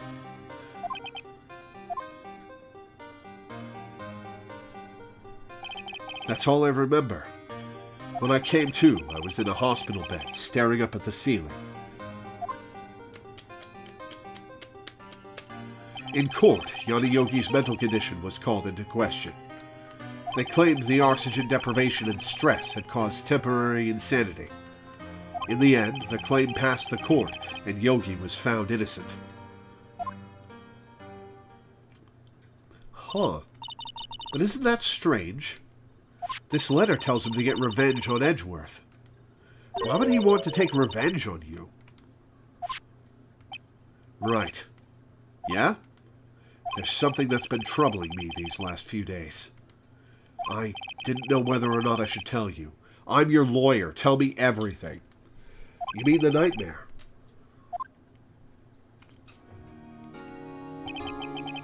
It's a nightmare I've had. A memory of a crime that I committed. A crime you committed? A memory of a murder. I think the time has come to tell all. Yes, it has. The nightmare. For the last 15 years, I've had the same dream almost every night. I wake up in a fearful sweat every time. What kind of dream? It's a dream about my father's killing in the dark. Help! I can't breathe! Quiet! I said quiet! You're not making this any easier. I want to get out. Help! Get us out! Don't shout. You'll just use up more oxygen. I can't breathe. You're using up my air. What? Stop breathing my air. I'll stop you. What? What are you? Stop breathing my air. No, Father. He's attacking Father. Then I see the pistol lying by my feet. I don't know if it was evidence from that day in court or the bailiffs. In a daze, I pick up the pistol. Get away. Get away from my father. Ah! And with that scream, I wake. It's a bone-chilling scream. A scream that has rung in my ears for the past 15 years. Man, if you never get a good night's sleep, no wonder you're so cranky all the time. But that's just a dream, right? Right? That thought is the only thing that has kept me sane for the last 15 years. But what if I'm wrong? What if it's real? They say that sometimes people shut out memories in self-defense. Maybe it was I who killed my father. What? If you think about it that way, this letter makes sense. Get your revenge on Miles Edgeworth. Think about it. Yogi was really innocent. That's why he wanted revenge against me. Wait, Edgeworth. You mean... It was me. I was the true criminal of DL6. I shot my father. This is bad. What are we going to do, Nick? What can we do? I don't know. I don't think there is anything we can do, like it or not. If there's someone else who knows a lot about the DL6 incident, maybe... There is, Nick! There is someone else who knows about DL6. Grossberg!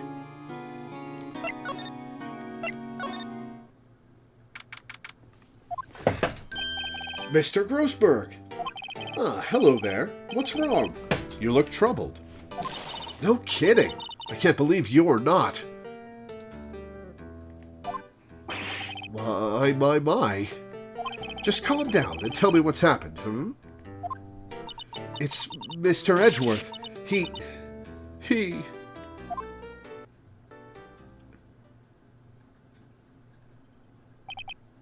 I see. So, Edgeworth dreamt he shot his own father. It's only a dream. Only a dream. I wonder. What? If that's the case, then why do you two look so troubled, Well... Also, consider this. Yogi quite certainly holds a deep grudge against Miles Edgeworth. So deep, he'd want to frame him for murder. This leads me to surmise that Mr. Edgeworth's dream was not a dream. It was real. As you imagined, Miles Edgeworth threw the pistol to save his father. The pistol fired, and the deed was done.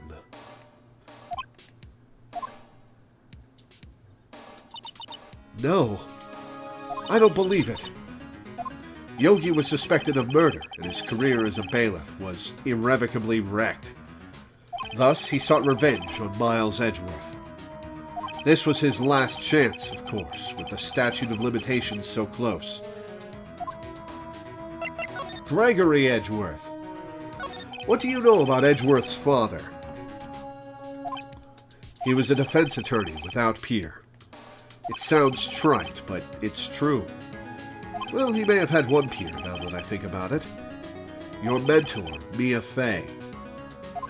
My sister? Gregory Edgeworth was very disapproving of Mr. Von Karma's techniques. That's no surprise. Von Karma is an extreme man. Forged testimonies and evidence are nothing to him. The result? He has a perfect win record in court. To beat him, Gregory Edgeworth tried to call attention to his methods. And he lost. And died in despair, as it were. I see. Alright, how about Misty Fey? When Gregory Edgeworth was killed, the police called on a spirit medium. That was your mother, Misty Fey. Man, if Maya's only like... How old was Maya when her mom got murdered by Red White? I am Gregory Edgeworth. I have been killed. The one who shot me was the bailiff, Yanni Yogi. Yet Yogi was found innocent. That's when my mother left us. Everyone called her a fraud. That's right. Everyone thought she was, you see. Yet, now that I think about it, it seems the one who lied was Gregory Edgeworth's ghost. Gregory Edgeworth must have known who shot him. I don't believe it. So you're saying he falsified his testimony? That Edgeworth's dad lied to protect his son? It's only a possibility, mind you. But a possibility nonetheless. Alright, let's present this note to him. Oh-ho! So this is the letter. It does seem that Yogi was following this letter when he killed Hammond. But why kill Robert Hammond? Hammond was a skilled defense attorney, but he defended clients not for their sake, but for his own. Huh? His own sake? He never trusted his clients, that one. The only thing he trusted was his own ability. But he got his client found innocent, so why should it matter? Actually, my dear, it's quite different. He won that innocent verdict for no one but himself. Yogi was a free man, but socially he was ruined. Huh? You'll understand soon enough. Oh, because he focused on ruining his reputation to get him off instead of getting him off because he couldn't be the killer. Wait. What is it? This letter. I've seen this handwriting somewhere before. A long time ago. Yeah, whose is it? Whose handwriting was this? Do you have any idea who wrote this? Manfred von Karma. Could it be Manfred von Karma? Von Karma? Why would he have something to do with this? Well, I'm not sure. Von Karma. Von Karma. Wait, you're right, my boy. This is Von Karma's handwriting, I'm sure of it. I used to see it all the time on court reports. What? But that means the one who told Mr. Yogi to kill was... Correct. Manfred von Karma himself. What does this mean, then? Why would Von Karma want to frame Edgeworth?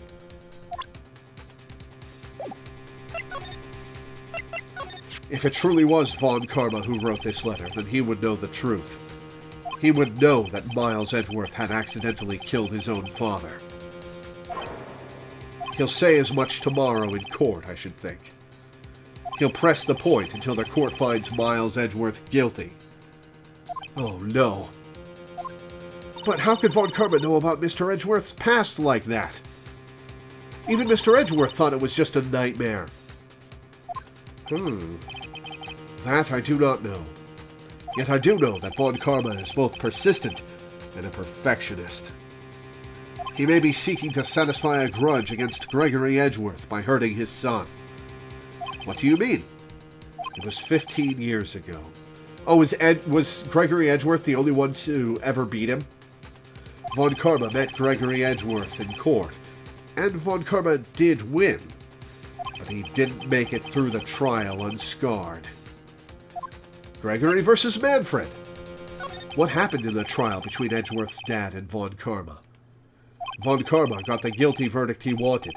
He won the trial. But Gregory Edgeworth accused Von Karma of faulty evidence. And though he lost the trial, Mr. Edgeworth's accusation stood.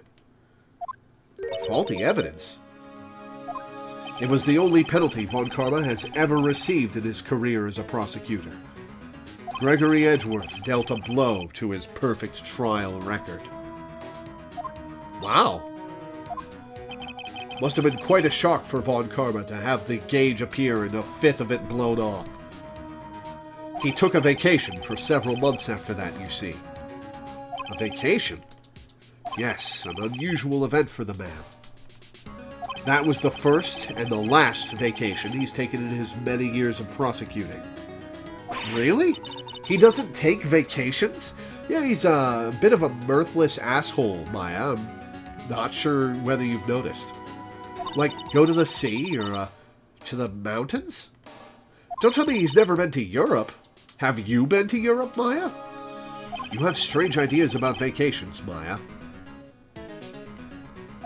In any case, that was the only time he took a vacation from work. I believe the penalty upset him quite a lot. Odd. If he wanted to keep a perfect record so badly, why would he take such a long vacation? What do we do, Nick? Von Karma is going to bring up DL6. You can bet on it. What if Mr. Edgeworth pleads guilty to DL6? I won't let him. Yes, Mr. Wright. I hate to say this, but even accidental murder is murder, you know. I know that. I just believe in Edgeworth's innocence. I can't believe he'd kill someone. Okay, listen. Accidental killing was not on purpose, Phoenix. If it were actually Edgeworth, it wouldn't change his your view of his morals at the time for him to have accidentally killed someone by trying to save that someone.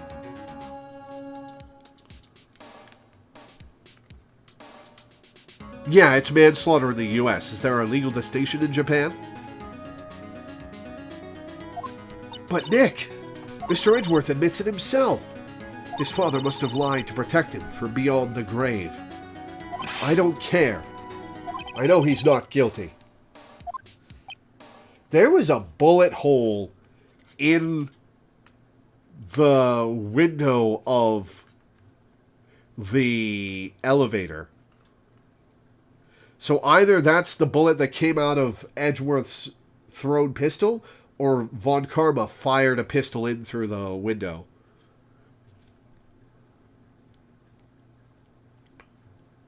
There's a huge stigma against killing in Japan, even in self-defense.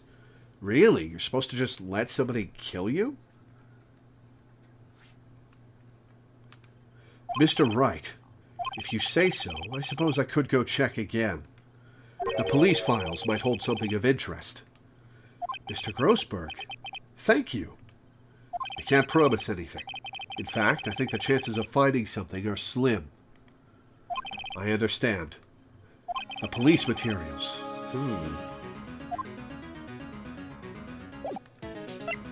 Well, we've already got some of that.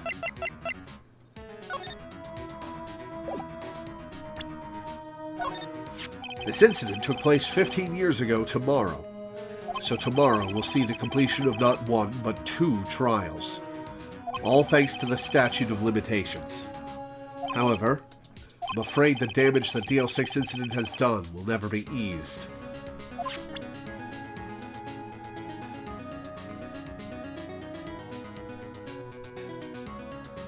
Okay. That's everything here.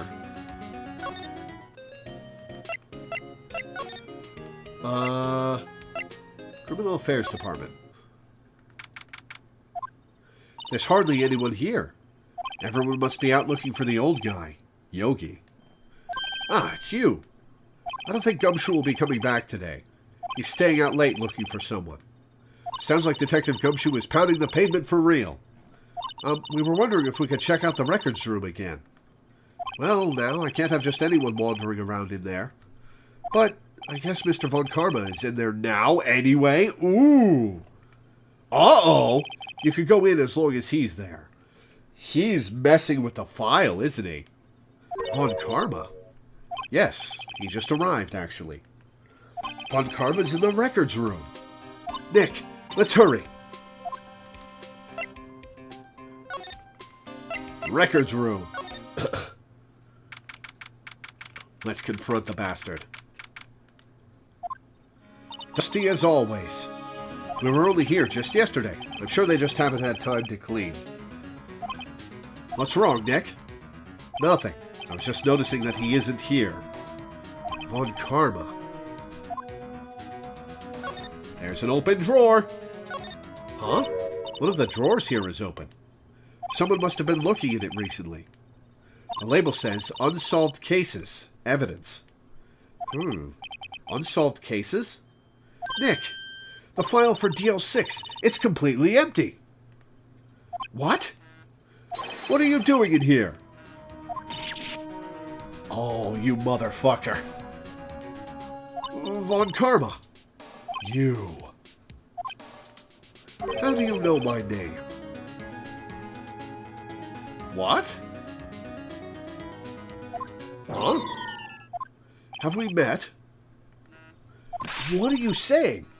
We see each other every day, don't we? We're Miles Edgeworth's defense team. Defense team? I beg your pardon. You see, I rarely remember defense attorneys. Even ones giving you as big a thrashing as I have? They're like bugs to me. Needless things to be crushed. I can see how this guy was Edgeworth's mentor.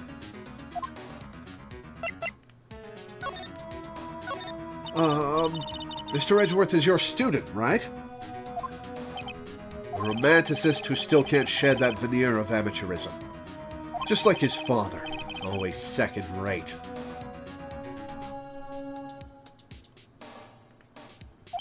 Mr. Von Karma, you had an axe to grind with Mr. Gregory Edgeworth, didn't you? Me? A grudge against a mere defense attorney?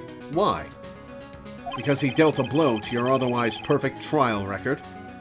So you did. But what I don't get is, why did you take his son under your wing afterwards? The son of your most bitter rival, to corrupt him, of course. That, my dear attorney, is none of your business. Tomorrow's trial. Tomorrow will be the last day of this trial.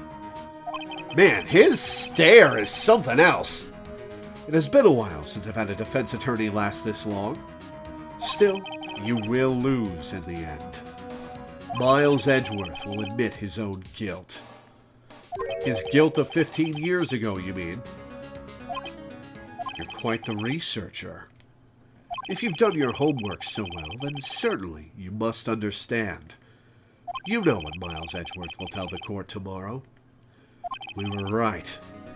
So Von Karma is going to bring up DL6 in court tomorrow.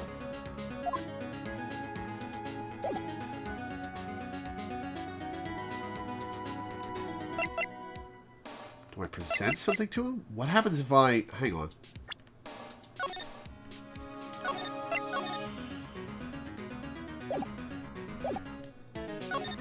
This is a bad idea. Mr. Von Karma, have a look at this. This was you, wasn't it? You instructed Yanni Yogi to commit murder. Yanni Yogi? How many years has it been since I've heard him called by that name? He's a fool. I told him to burn it after he read it. Oh, you're just admitting it, huh? So you admit it. You You wrote Mr. Yogi this letter. Yes, my dear defense attorney. Hey, I'm the attorney. Thank you for taking the trouble to bring it to me. You've saved me from a lot of needless hassle. What? Nick, what is that thing? A stun gun for self-defense, usually. Indeed. 600,000 volts will course through your body like a dog touching an electric fence. 600,000? Oh, don't worry. People don't die from it, usually. Now, give me the letter. No. No! Whoa, what are you... Nick, run! Oh no, Maya!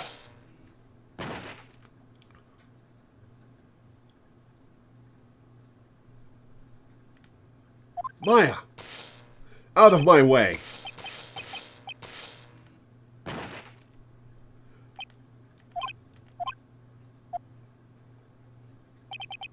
Ugh, he got us. The letter's gone, of course. And he took the DL6 evidence. All of it. Well, fuck! Back to having no clues. Wait. Maya jumped first. Maya, is she okay?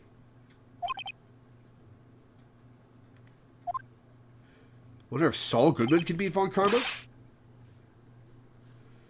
He's that corrupt defense attorney from Breaking Bad, right? Maya!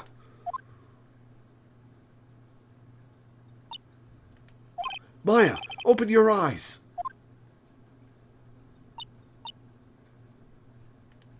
Maya!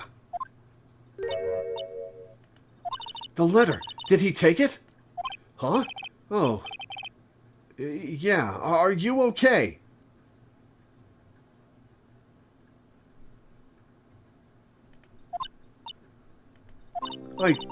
I couldn't stop him.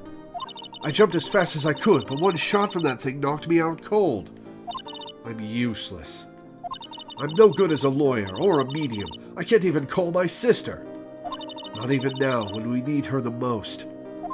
I wish I hadn't woken up at all. Oh, don't say that. Maya! There has to be some way I can help her. I better do something about her self-confidence first. Well, limp out of here and say she got tased by Von Karma.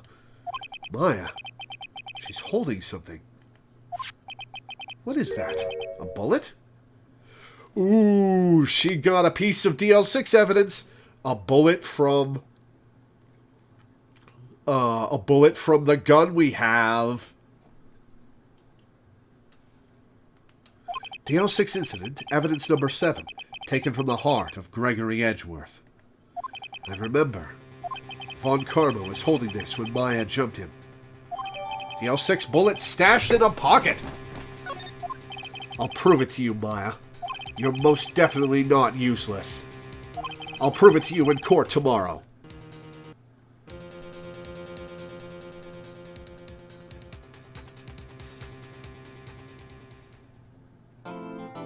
I know we have the gun from the current case. I'm saying it's the same gun. Okay. So, Crow, you have limited time, and we're about to go into the final part of episode 4, which will probably take a while. Do you want to call it here and do this all in one chunk next time?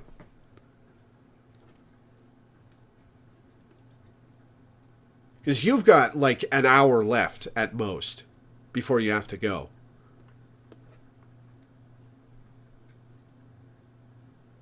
Take my chances, let's keep going. Excellent. All right, cool.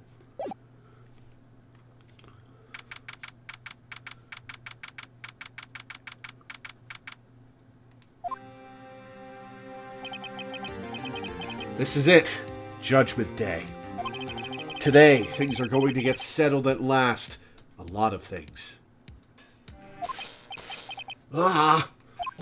What's the big idea? Sorry, Nick. I only touched your shoulder. I guess the shock hasn't worn off from my run-in with the stun gun yesterday. That's not how electricity works. Anyhow, today's the last day of the trial. Good luck, Nick.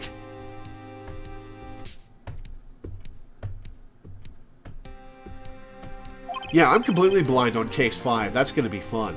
Yeah, thanks, Maya. Edgeworth is looking glum as always. I hope Von Karma doesn't push him too hard.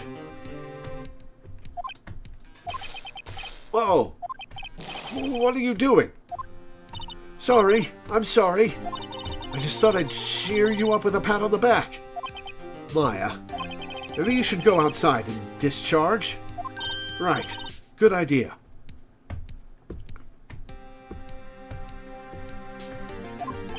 Try not to electrocute anyone on your way out. Oh yeah, pal. Gumshoe, did you find him? What's gotten into that girl? Detective Gumshoe. Well, she got tased by Von Karma. Tell him that. Morning, Mr. Edgeworth. Good morning. How did it go, Detective? Have no fear. As promised, I've captured our runaway caretaker. I just brought him in. Took all night, pal. Thanks, Detective Gumshoe. You must be tired. Actually, after that shock I got on the way in, I feel pretty good. Yogi says he's forgotten his own name. But that has to be a lie. Why would he want revenge on Edgeworth if he couldn't remember his past? He does remember, and I'm going to prove it.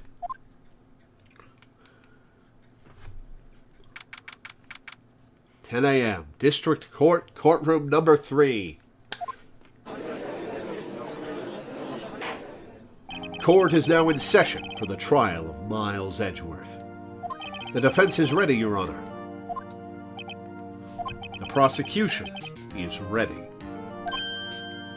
Right. Very well. We have reached the final day of our proceedings in this trial. I ask that the prosecution submit decisive evidence. Understood. He's being pretty submissive for him. Come on, don't be awed into silence by every little thing he says. Very well, Mr. Von Karma, your opening statement. Right. Thanks to Detective Gumshoe's efforts, the boat rental shop caretaker has been arrested.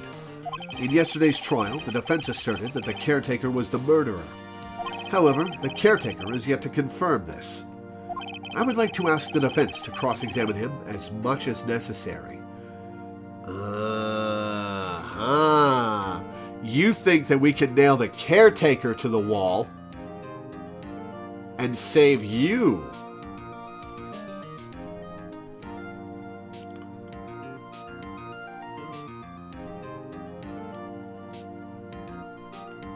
Very well. Please bring the witness into the courtroom.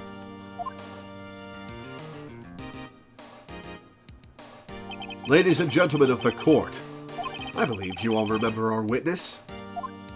He lives in the boat rental shop on the lake where he witnessed the incident. In addition, he has currently lost memory of his name and identity. Witness, why did you run away yesterday?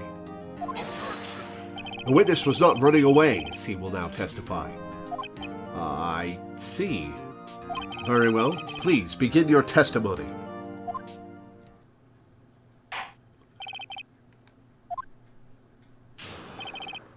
Oh, you motherfucker. You're pretending to have dementia. Why I left court? I'm really sorry about just leaving yesterday like I did. But I wasn't running away or nothing. I went to buy some food for Polly, see. I figured I got nothing to do with this incident anyhow. I mean, I need one of those motive things, right? And I don't got one. So, my testimony yesterday stands as is. Let's press him on the parrot. Very well. Let's begin the cross-examination, shall we? He has to know his name. Yanni Yogi. You're Yanni Yogi, and I'm going to prove it.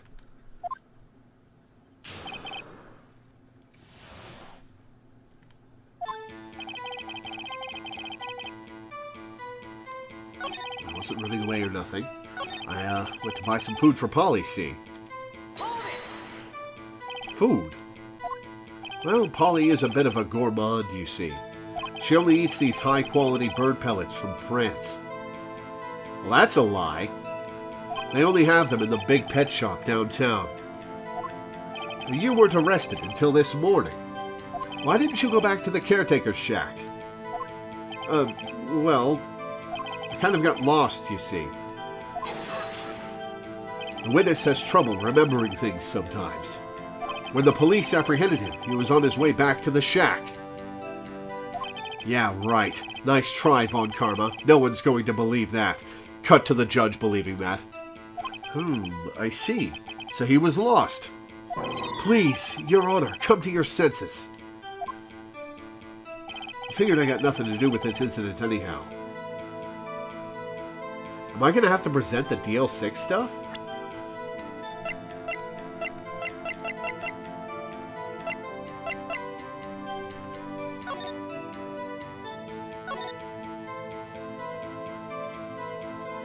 Murder weapon was fired twice.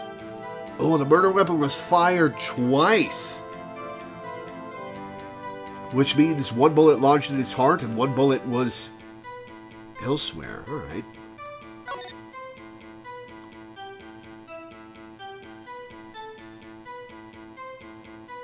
Oh, he named his bird after his fiancée. Oh, I feel kind of bad for him now.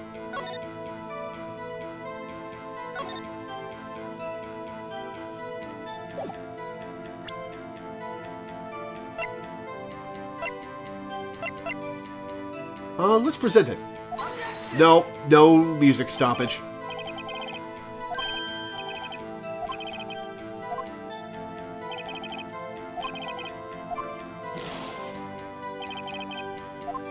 Alright, we're gonna save. Well, maybe I just presented that at the wrong point.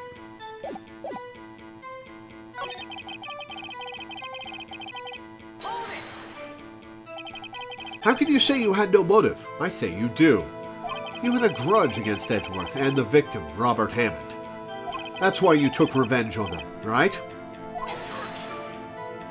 Please don't make me repeat myself, Mr. Wright. This witness has no memory of anything beyond several years ago.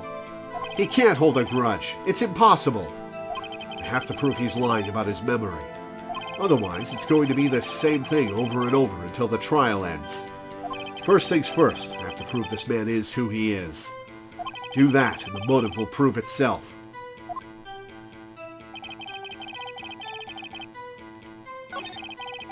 Wasn't running away or nothing. I went to buy some food for Polly. I pressed on that. You've lost much of your memory, is that correct? Yep, seems like it. And how could you know that you didn't have anything to do with this incident? Or maybe you're lying about not having your memory, You know exactly who you are. The witness has testified quite clearly that he has no memory of who he is. If you claim he's lying, then show the court proof. How am I supposed to prove what's going on in that old codger's head? It's impossible. I'm glad you've come to your senses, Mr. Wright. Very well. Witness, please continue. Might I say something, Mr. Wright? Yes, Your Honor? You've been saying the same thing now, over and over.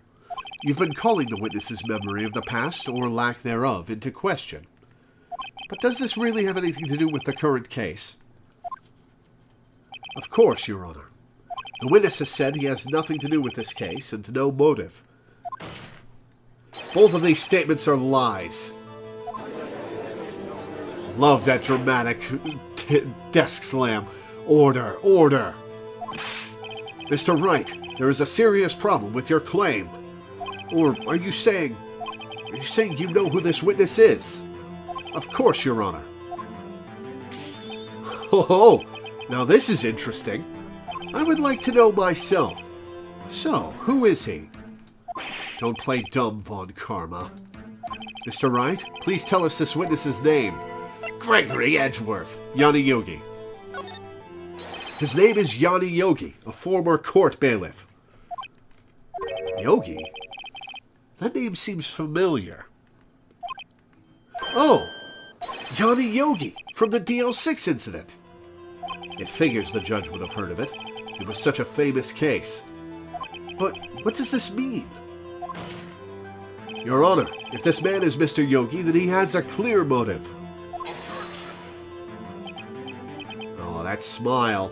He thinks he's got us. Jumping to conclusions again, Mr. Wright. This man, this witness, is Yanni Yogi? Fascinating. However, how do you propose to prove this to the court? This is a court of law, as you may recall. You need proof. And allow me to repeat once more that the witness has lost his memory. This is it. I have to do this now. If I can't prove he's Yogi right here, right now, then I've got nowhere else to go. Nick, how are you going to prove it? How can you prove that he's Yanni Yogi? Can we cross-examine the parrot? It's okay. It's actually quite simple. Your Honor, please take this man's fingerprints. Then we'll compare them to the fingerprints on file for Yanni Yogi 15 years ago. I see. That makes sense. Oh no, Von Karma took those!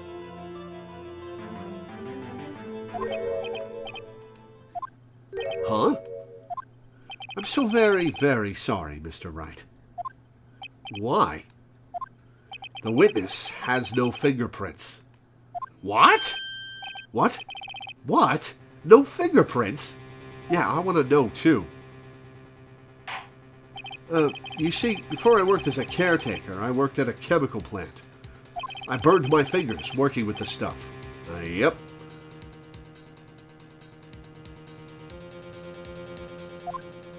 What? Yogi, you sneak? You burned your fingerprints off to hide your past. Well, if the witness has no fingerprints, I guess we will not be able to prove his identity. No. Well, what will you do, Mr. Wright? It seems that the case has been decided, no? No! I know what happened. I know everything. I just can't prove it. But no, I can't let it end like this. I can't lose. There has to be another way. There is no one who can testify as to who this witness is. No one. The parrot. Nick, what are we going to do? I didn't even consider that he might have erased his fingerprints. What do I do? Well, Mr. Wright, perhaps you'd like to cross-examine his parrot for a little comic relief, huh? Yeah, here we go! Yeah, very funny. You're a sore winner, Von Karma. Wait a second. Cross-examine his parrot? What is it, Nick? No, you're not going to... Your Honor, the defense would like to take Mr. Von Karma up on his proposal. Take Mr. Von Karma up?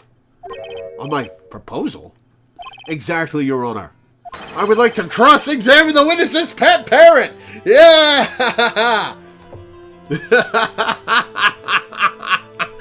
Oh, man, this game is so silly. I love it.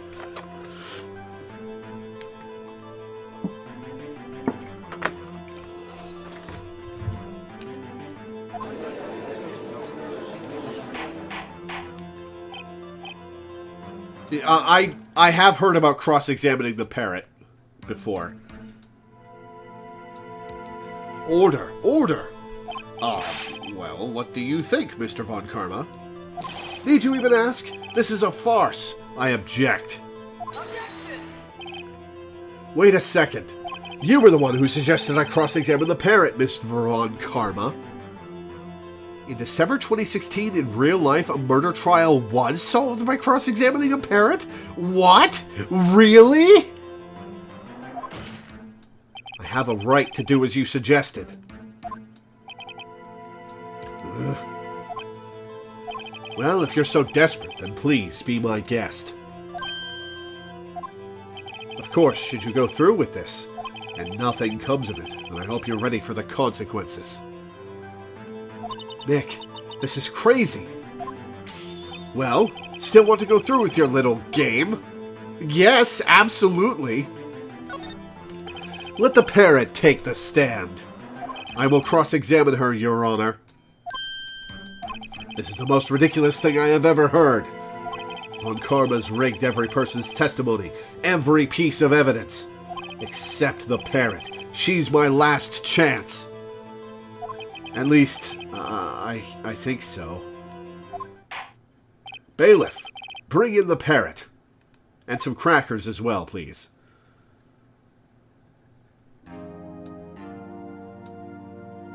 That's quite a bird. Yeah, she's pretty big. Please tell us your name. Name. The witness is ignoring me. It must hurt to be ignored by a bird. Ahem. Very well, witness. Who is your owner? Please, testify for us. Who is your owner?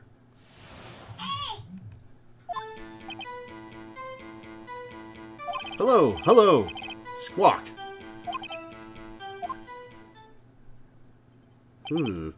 Certainly the most concise testimony we've had so far. Very well. Begin your cross-examination. Right. What are you going to do, Nick? I don't know. What do we do, Maya? Well, we remember how to get stuff out of the parrot.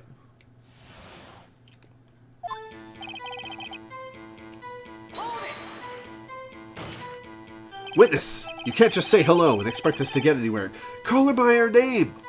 I want you to testify. Maya, you talk to her. Right. What do I say?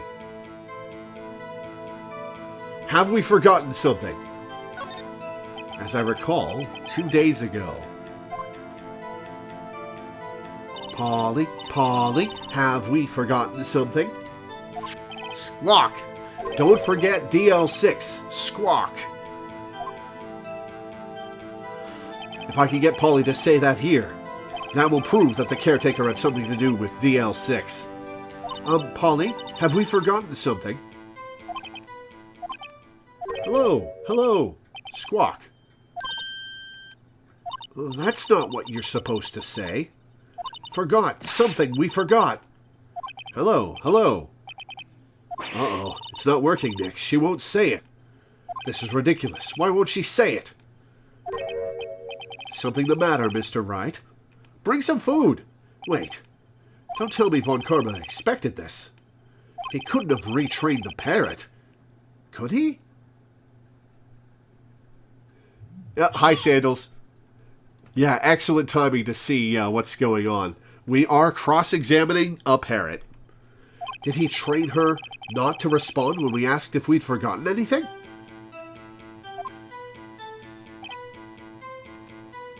Well, I guess we should try to get some information out of her. We need to show the judge that her owner is Mr. Yogi. Okay, what have I got?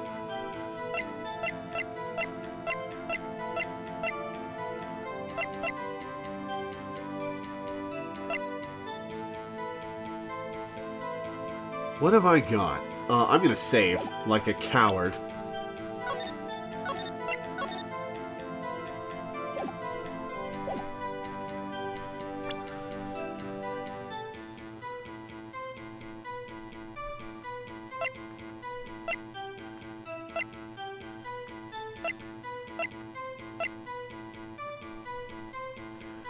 What if we...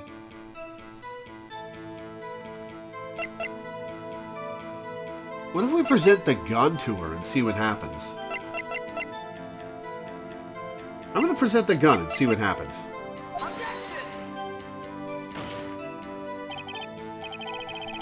Ah, damn it.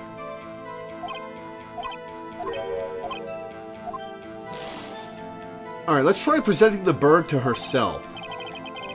And then we'll load a file if that doesn't work.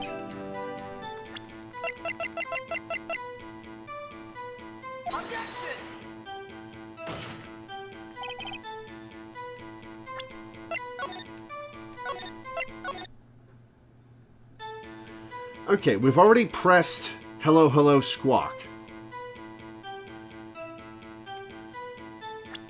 I don't see anything we could present.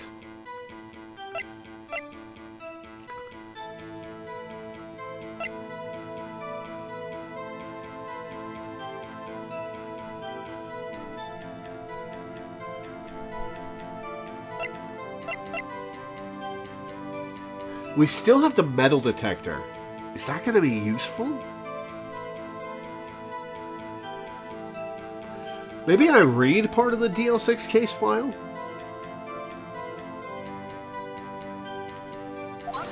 Nope, no music stoppage.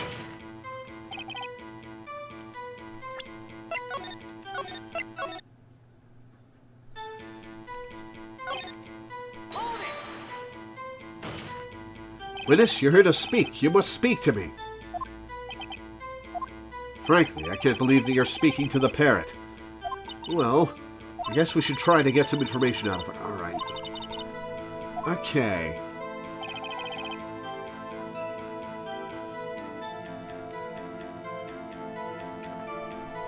I've pressed on Hello Hello Squawk. I'll do it again just to make sure.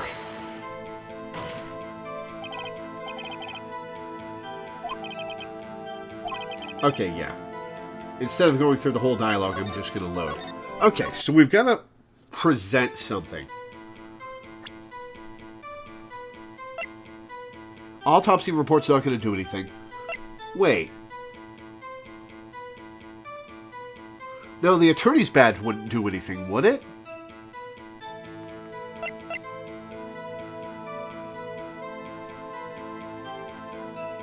Photo's not going to do anything. Misty's photo's not going to do anything. Overhead map of Gourd Lake's not going to do anything. The gun didn't do anything. Pistol bullet wouldn't do anything. Parrot and the DL6 case file didn't do anything. DL6 incident photo and a bullet.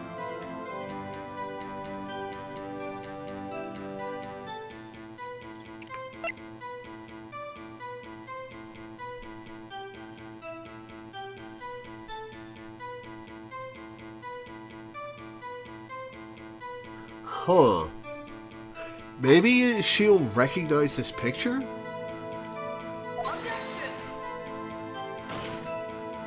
No.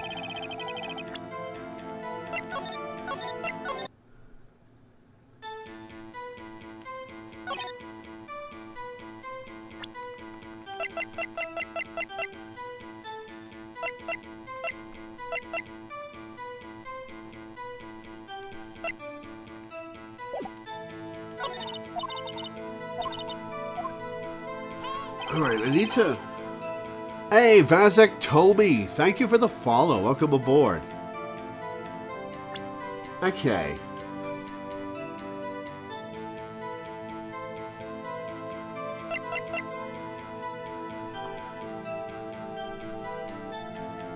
How would we prove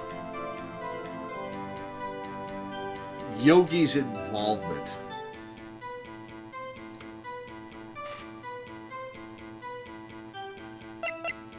Okay. Autopsy report's not gonna do anything. Right, so we can rule that out.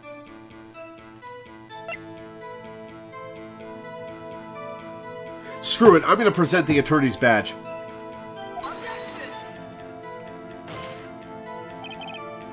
Damn it.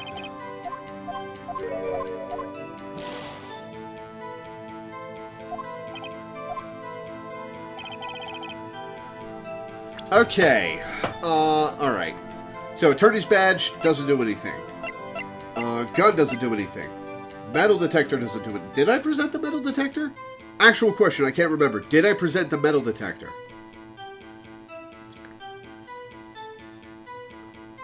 Parent didn't do anything. DL6 case file didn't do anything. DL6 incident photo didn't do anything. Okay, so that leaves the bullet. I did not present the metal detector. Okay. This isn't going to do anything, but I'll present it. Nope.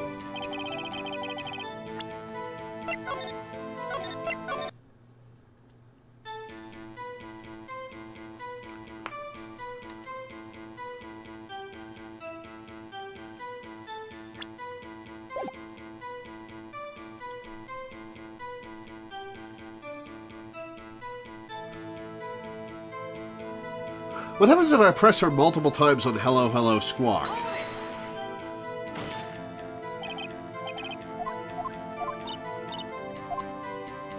Oh, right, I have other stuff.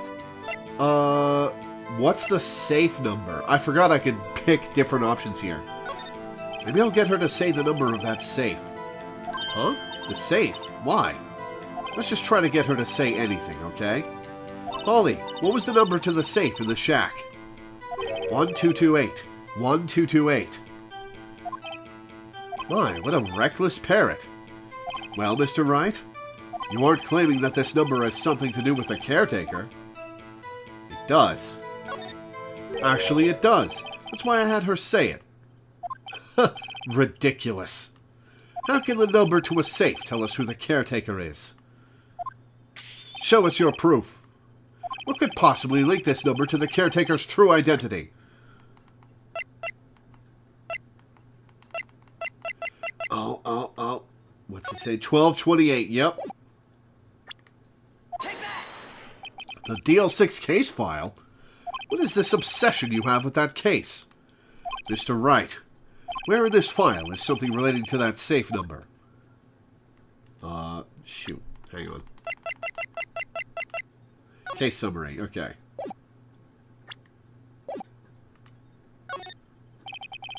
It's on the case summary page. The case summary? Specifically, the date on which the DL6 incident occurred. The date of the incident? December 28th?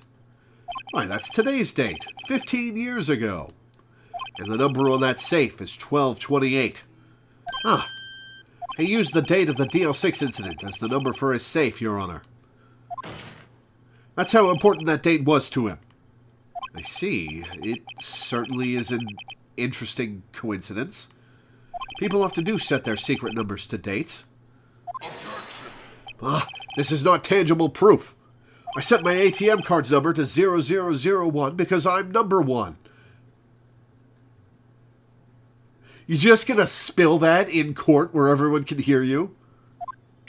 This has nothing to do with a date. Nothing. Indeed. Alone, it is a little weak for evidence in a murder trial. We would need some other corroborating evidence. Where am I going to find that? Nick, we're getting closer. One more. If we can just get one more piece of evidence. Right, but what? Very well, witness. You may continue.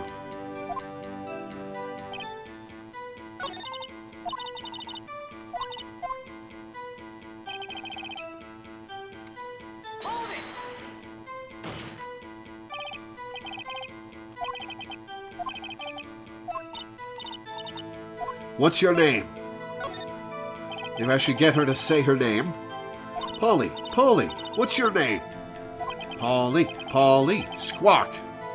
Mr. Wright, I think we've established that this parrot is named Polly. Does this have anything to do with her owner's identity? Of course. It's the name of his dead fiancée. Yes, it does. Fascinating. You claim that the parrot's name will prove her owner's identity? Then show us this proof. Nick, don't you think you're taking the bluffing a little too far? Listen, we're not here to answer the question of who is the caretaker. We're here to prove that he is Yanni Yogi. All we have to do is tie the name Polly to Yogi. Your Honor, the proof that the parrot's name reveals the caretaker identity is, let's make sure it's in here. Polly. Arrest fiancé Polly Jenkins committed suicide. Suspect data.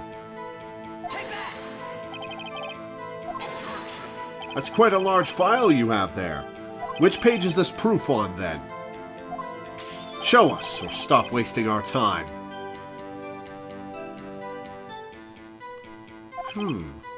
Very well. Mr. Wright, please show us the page. Where in this file is the information connected to this parrot's name?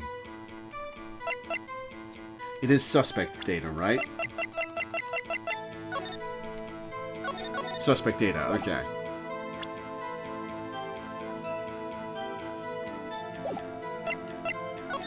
It's on the suspect data page. This page has all the information about Yanni Yogi. Right after he was arrested, his fiancée committed suicide, see? Indeed, it does say that, yes. What was his fiancée's name? Polly Jenkins. Polly? Exactly, Your Honor. He wanted to remember the name of his fiancée who had committed suicide. That's why he named his parrot after her. Coming close to a point where we can stop for the day. All right. I see. I guess that is possible. Ah, a mere coincidence, that's all. My granddaughter has a dog she calls Phoenix. Well, Mr. Phoenix Wright, does this make you my granddaughter's fiancé? She's only 7 years old. Oh, is that Francisca? She is the main prosecutor in the second game, right? Or at least one of them? Francisca von Karma. Oh, man. How long is it between Ace Attorney and the second game? That's enough. I think we've reached a conclusion here. This is a mere coincidence, that's all. True, that is a possibility. However, two coincidences at the same time seems more like a pattern to me.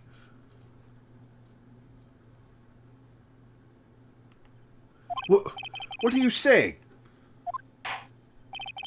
Summon the caretaker of the boat shop. Immediately.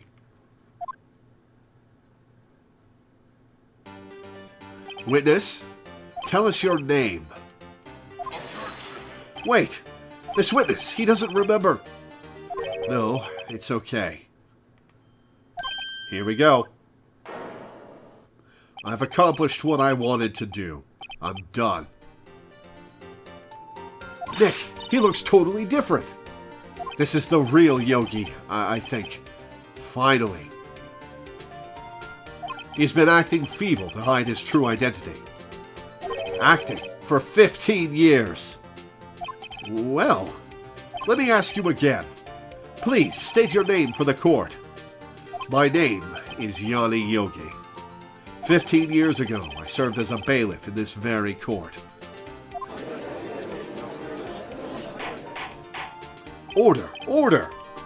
Yanni Yogi. So was it you who killed Robert Hammond? And tried to frame Miles Edgeworth for his death? Yes, it was me. I did it. They put me on the witness stand 15 years ago. Robert Hammond. He said I was mentally unsound. He told me it would make me innocent, get me off the hook. So I pretended to have brain damage. I was innocent, really, but he didn't believe me. We won the trial, but I lost everything. I lost my job, my fiancée, my social standing. Then this year, 15 years later, a package arrived. It was a letter and a pistol. The plan was written out in careful detail. It was a plan for me to take my revenge on the people who ruined my life. I didn't care who had sent it. I thought this was my chance. After 15 years, this was it. Finally, a chance to have my revenge on Robert Hammond and Miles Edgeworth. I have no regrets. Wait a moment. Revenge against Miles Edgeworth? What do you mean? I'm not at liberty to speak on that matter. Why don't you ask Mr. Edgeworth yourself? All this is part of Von Karma's plan. Anyway, I admit it. I was the one who killed Robert Hammond.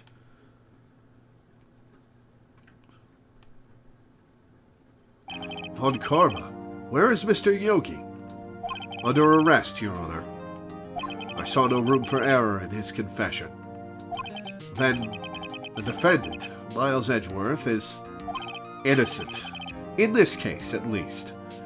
Oh, he's given up. He's given up his perfect record so that he can nail Edgeworth to the wall for something.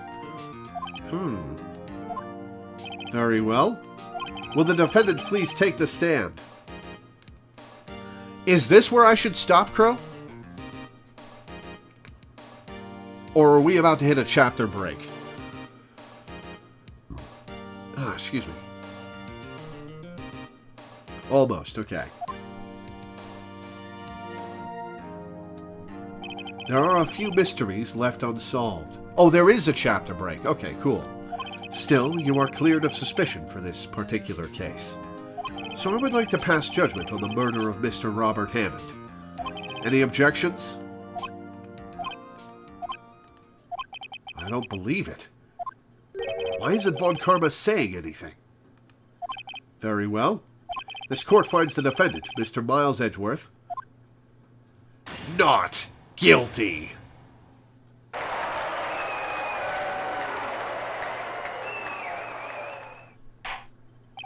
That is all. This court is adjourned.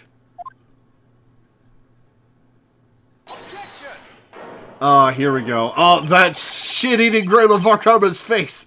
Did someone just say objection? It wasn't Von Karma. Wait, but that means... No. Edgeworth? Your Honor, I object to your judgment. What do you mean? I'm not innocent at all. As we have heard, Yanayoki killed Robert Hammond in revenge. But revenge for what? Nick, Edgeworth is trying to confess. He's going to say he's guilty. He's going to tell them he was the murderer in the DL6 incident. He's going to tell them he killed his own dad. Uh-oh, what do I do?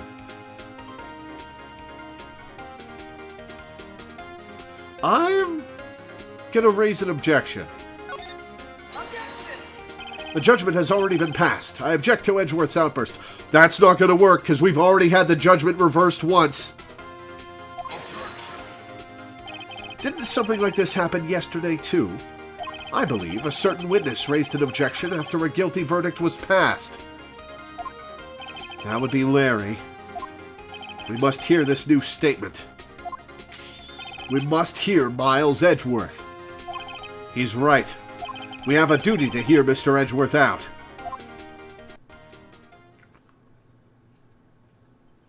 For 15 years, I have had a recurring dream. A nightmare. It's only a nightmare. That's what I told myself. But now I know it wasn't a dream. Yanayoki wasn't the killer. You mean, in the incident where your father died? From the distance of the shot, it wasn't suicide either.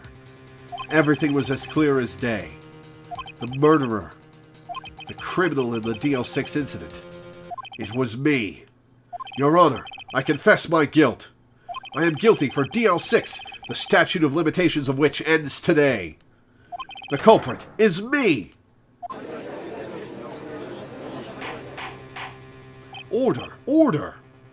This is certainly unexpected. The defendant, declared innocent, is confessing to a different crime. A crime for which the statute of limitations runs out today. I'm not really sure how I should deal with this.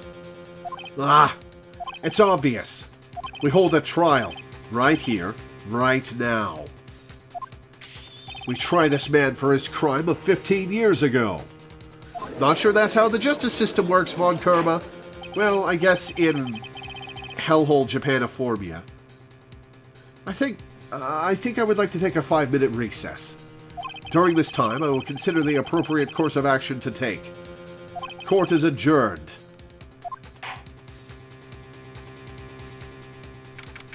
December 28th, 2:24 p.m. District Court, Defendant Lobby number 2. I'm sorry, Wright. I've just wasted all of your effort. Mr. Edgeworth, I just don't believe it, sir. I mean, you kill your dad? I didn't want to believe it myself, Detective.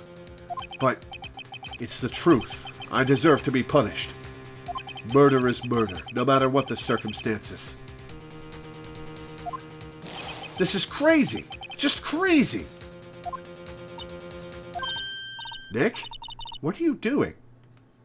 Huh? Oh. I was just reading through the court record once more. I'm getting my case ready. Your case for what? Huh? Isn't it obvious? I'm going to prove that Miles Edgeworth is innocent. What are you talking about, pal? He just admitted to it. He confessed that he did it. In court. I'm sorry, Edgeworth, but I don't believe your nightmare. What? It's just a dream. It's not real. The truth is right here in this court record. In any case, tighten your belts. The real fight is just beginning. I'll prove you're innocent. Trust me. Right.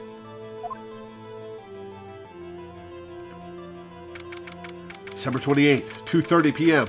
District Court, courtroom number 3. Hey, Ninja Maid, how's it going? Are we about to have a chapter break, crew? Save and quit here. Okay. Alright, save. Save. Yes. Oh, you're a New Zealander. Nice. I've got a couple New Zealander friends. Okay, well, unfortunately, Ninja Maid, you came, right as we're about to stop. I'm sorry. If you want to catch the YouTube VOD, it'll be on YouTube in the morning.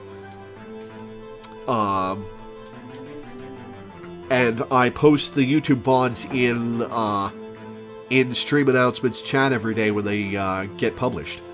So you can check it out there. But that's going to be it for today. Man, this game is so good. I'm a little surprised that cross-examining the parrot is such a small section. I thought that was going to be more. But it was still cool to call out Von Karma.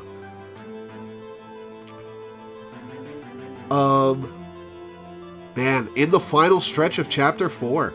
And then Chapter 5. Cool. Alright, well. That's going to be it for today. I'll read my schedule off and get off. Before I do that, I would like to plug my Patreon, which you can find either in the description of the YouTube video or with the ! Patreon command in Twitch chat. I make my living off of Patreon. It's my sole source of income. And I make enough to pay my rent and my bills, but I don't make much beyond that. So if you can go to my Patreon and pledge $1 a month or $1 per stream or anything in between, pledge a bunch per month if you really want to help me out, that'll help me put together a savings fund for emergencies, medical emergencies, if I need to replace stuff, the works.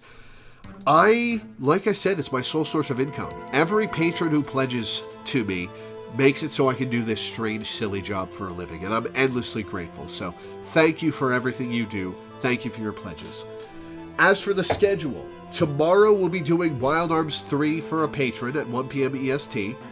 Wednesday will be Zero Escape, Zero Time Dilemma at 1 p.m. EST for a patron.